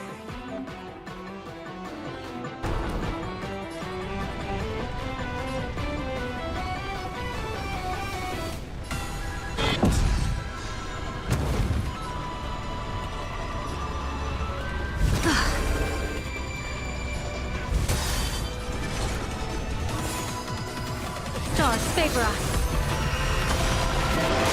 Devour offspring! Fight for me! What happened to her? This is us at Pramad's handiwork. We have to bring her to her senses first.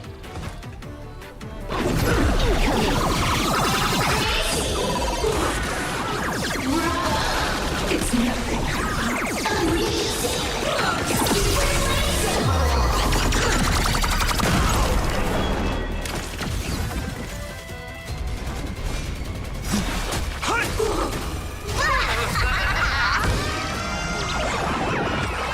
Here's a bad omen slip. No need to thank me.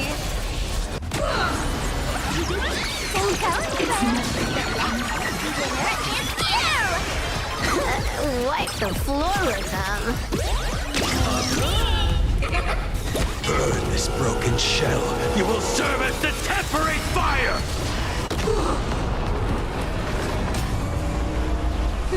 Troublemaker? I'd like to be one too. It's nothing. Hate the pain! I'll endure.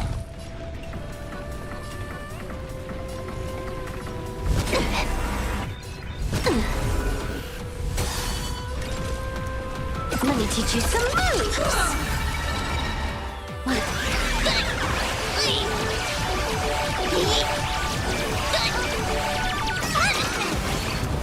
You will serve as the tempering fire! Absolutely cannot let you touch.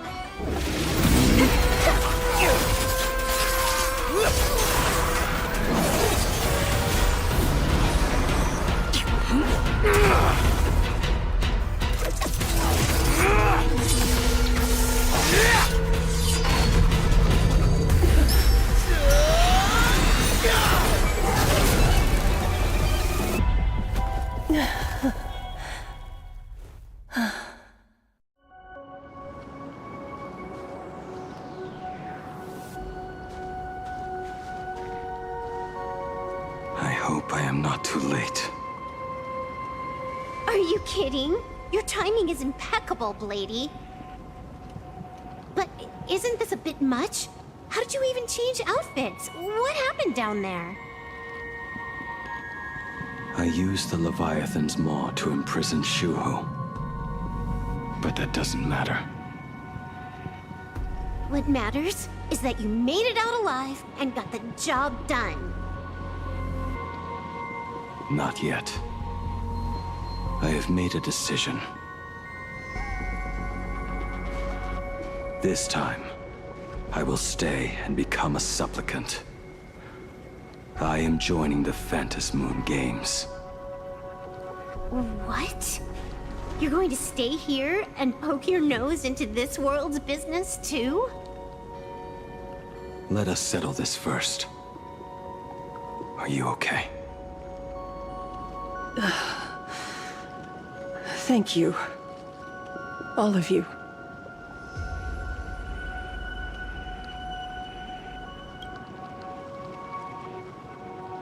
I will do everything I can to help you. As long as the canvas remains, Asat Pramod cannot kill me. You have fulfilled what Evanescia entrusted to you. It was all me. For 1,000 years, I was the one obsessed with bearing every responsibility alone. Asat Pramod was right after all. I have been a ghost of 1,000 years past, arrogant enough to think my seal over the world and canvas was unbreakable. I really believed that accumulated wish power would be enough to strike him down when he returned. We are up against the same nightmare that survived a whole Sindearth age. The same monster that an entire era could not even overcome. Just how did he even sneak into the world in canvas? The first time I stepped into Inkford Hermitage, a strange whisper tried to latch onto me, but it didn't succeed. Maybe that was the first step in Asat Pramod's plan to infiltrate this place. Then, he took on Graphia's form to tamper with my mask, and even taught me the way to summon the real Graphia. In the end, he got what he wanted. So, this guy has only been after one thing this whole time.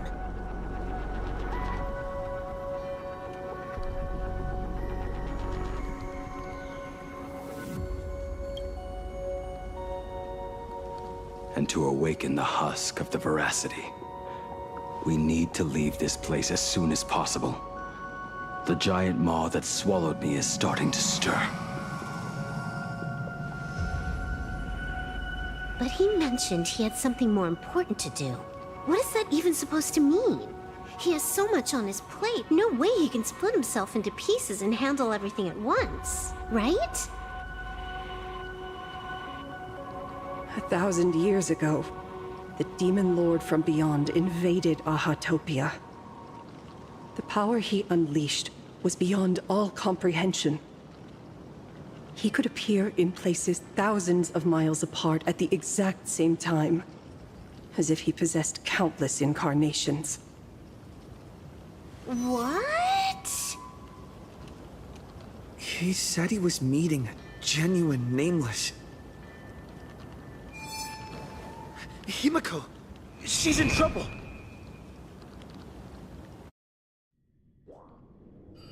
The biggest problem? Do you mean me? You said that classroom was a secret place of your own creation, yet Fullwish seemed to know everything about it. You are far too familiar with the Express, yet there is no way my father could have ever set foot on it. And another thing, when we first met up earlier, you said it had been 15 years.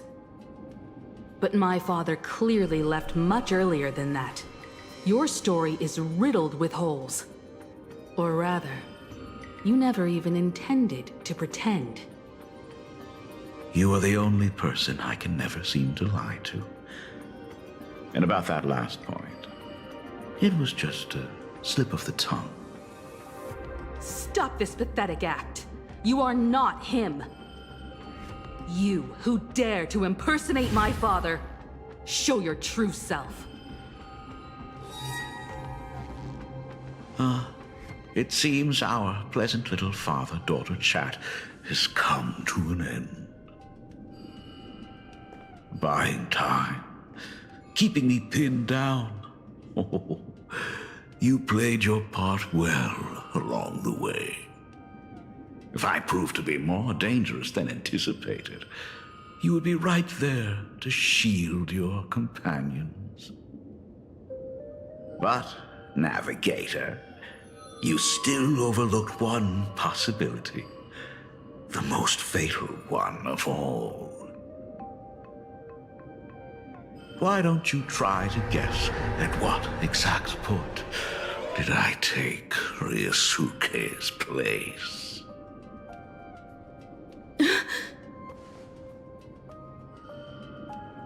It happened on the day that man, in his desperate search for the source of the Weathering Curse to save his family, was destroyed by me.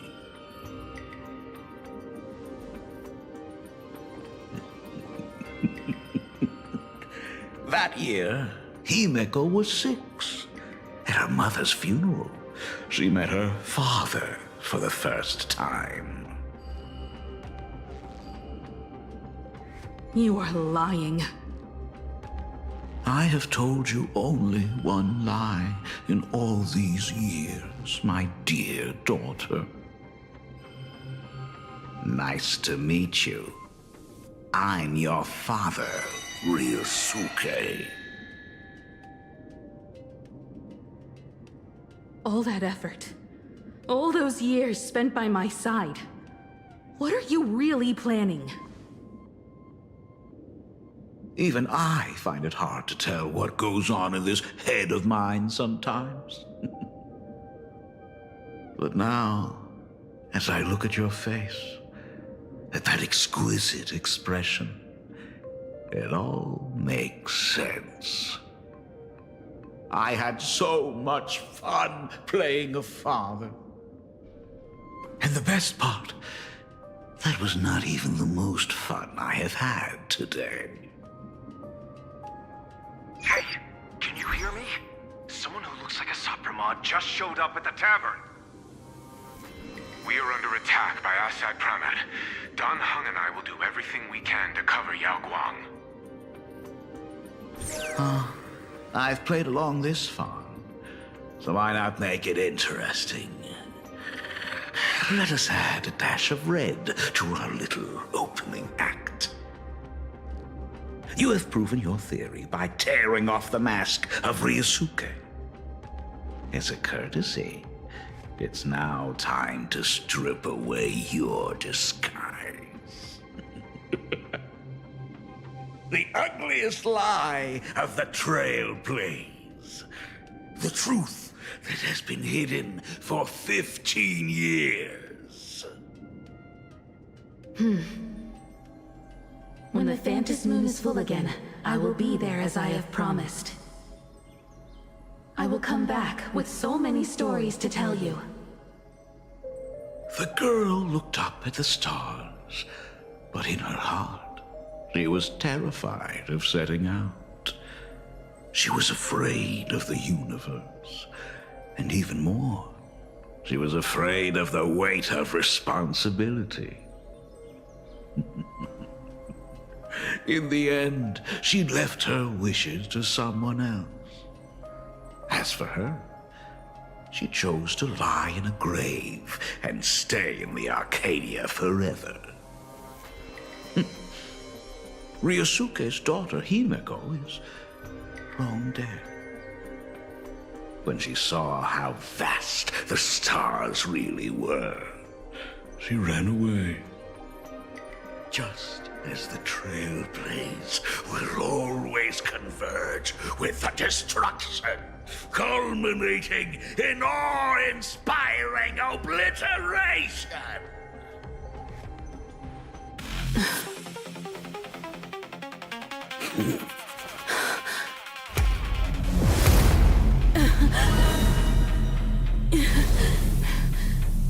So, you really are a fake.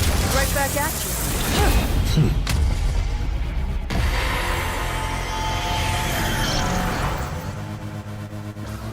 O denizens of this Arcadia, lost in its splendor, once I beheld the Astral Express rise again towards the stars here.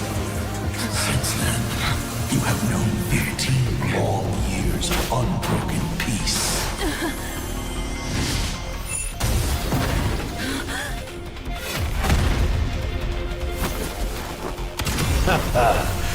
It's been a while, old friend.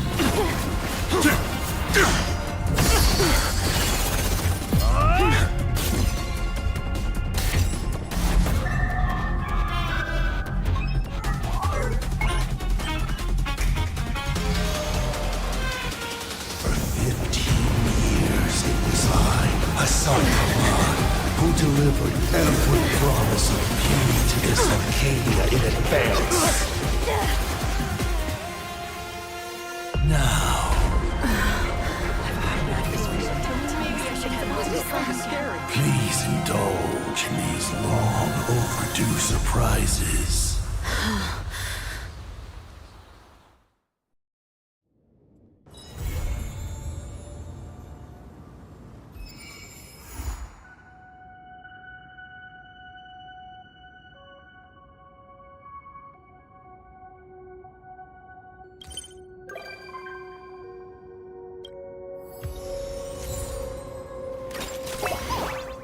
Talent's maxed out, firing on all cylinders.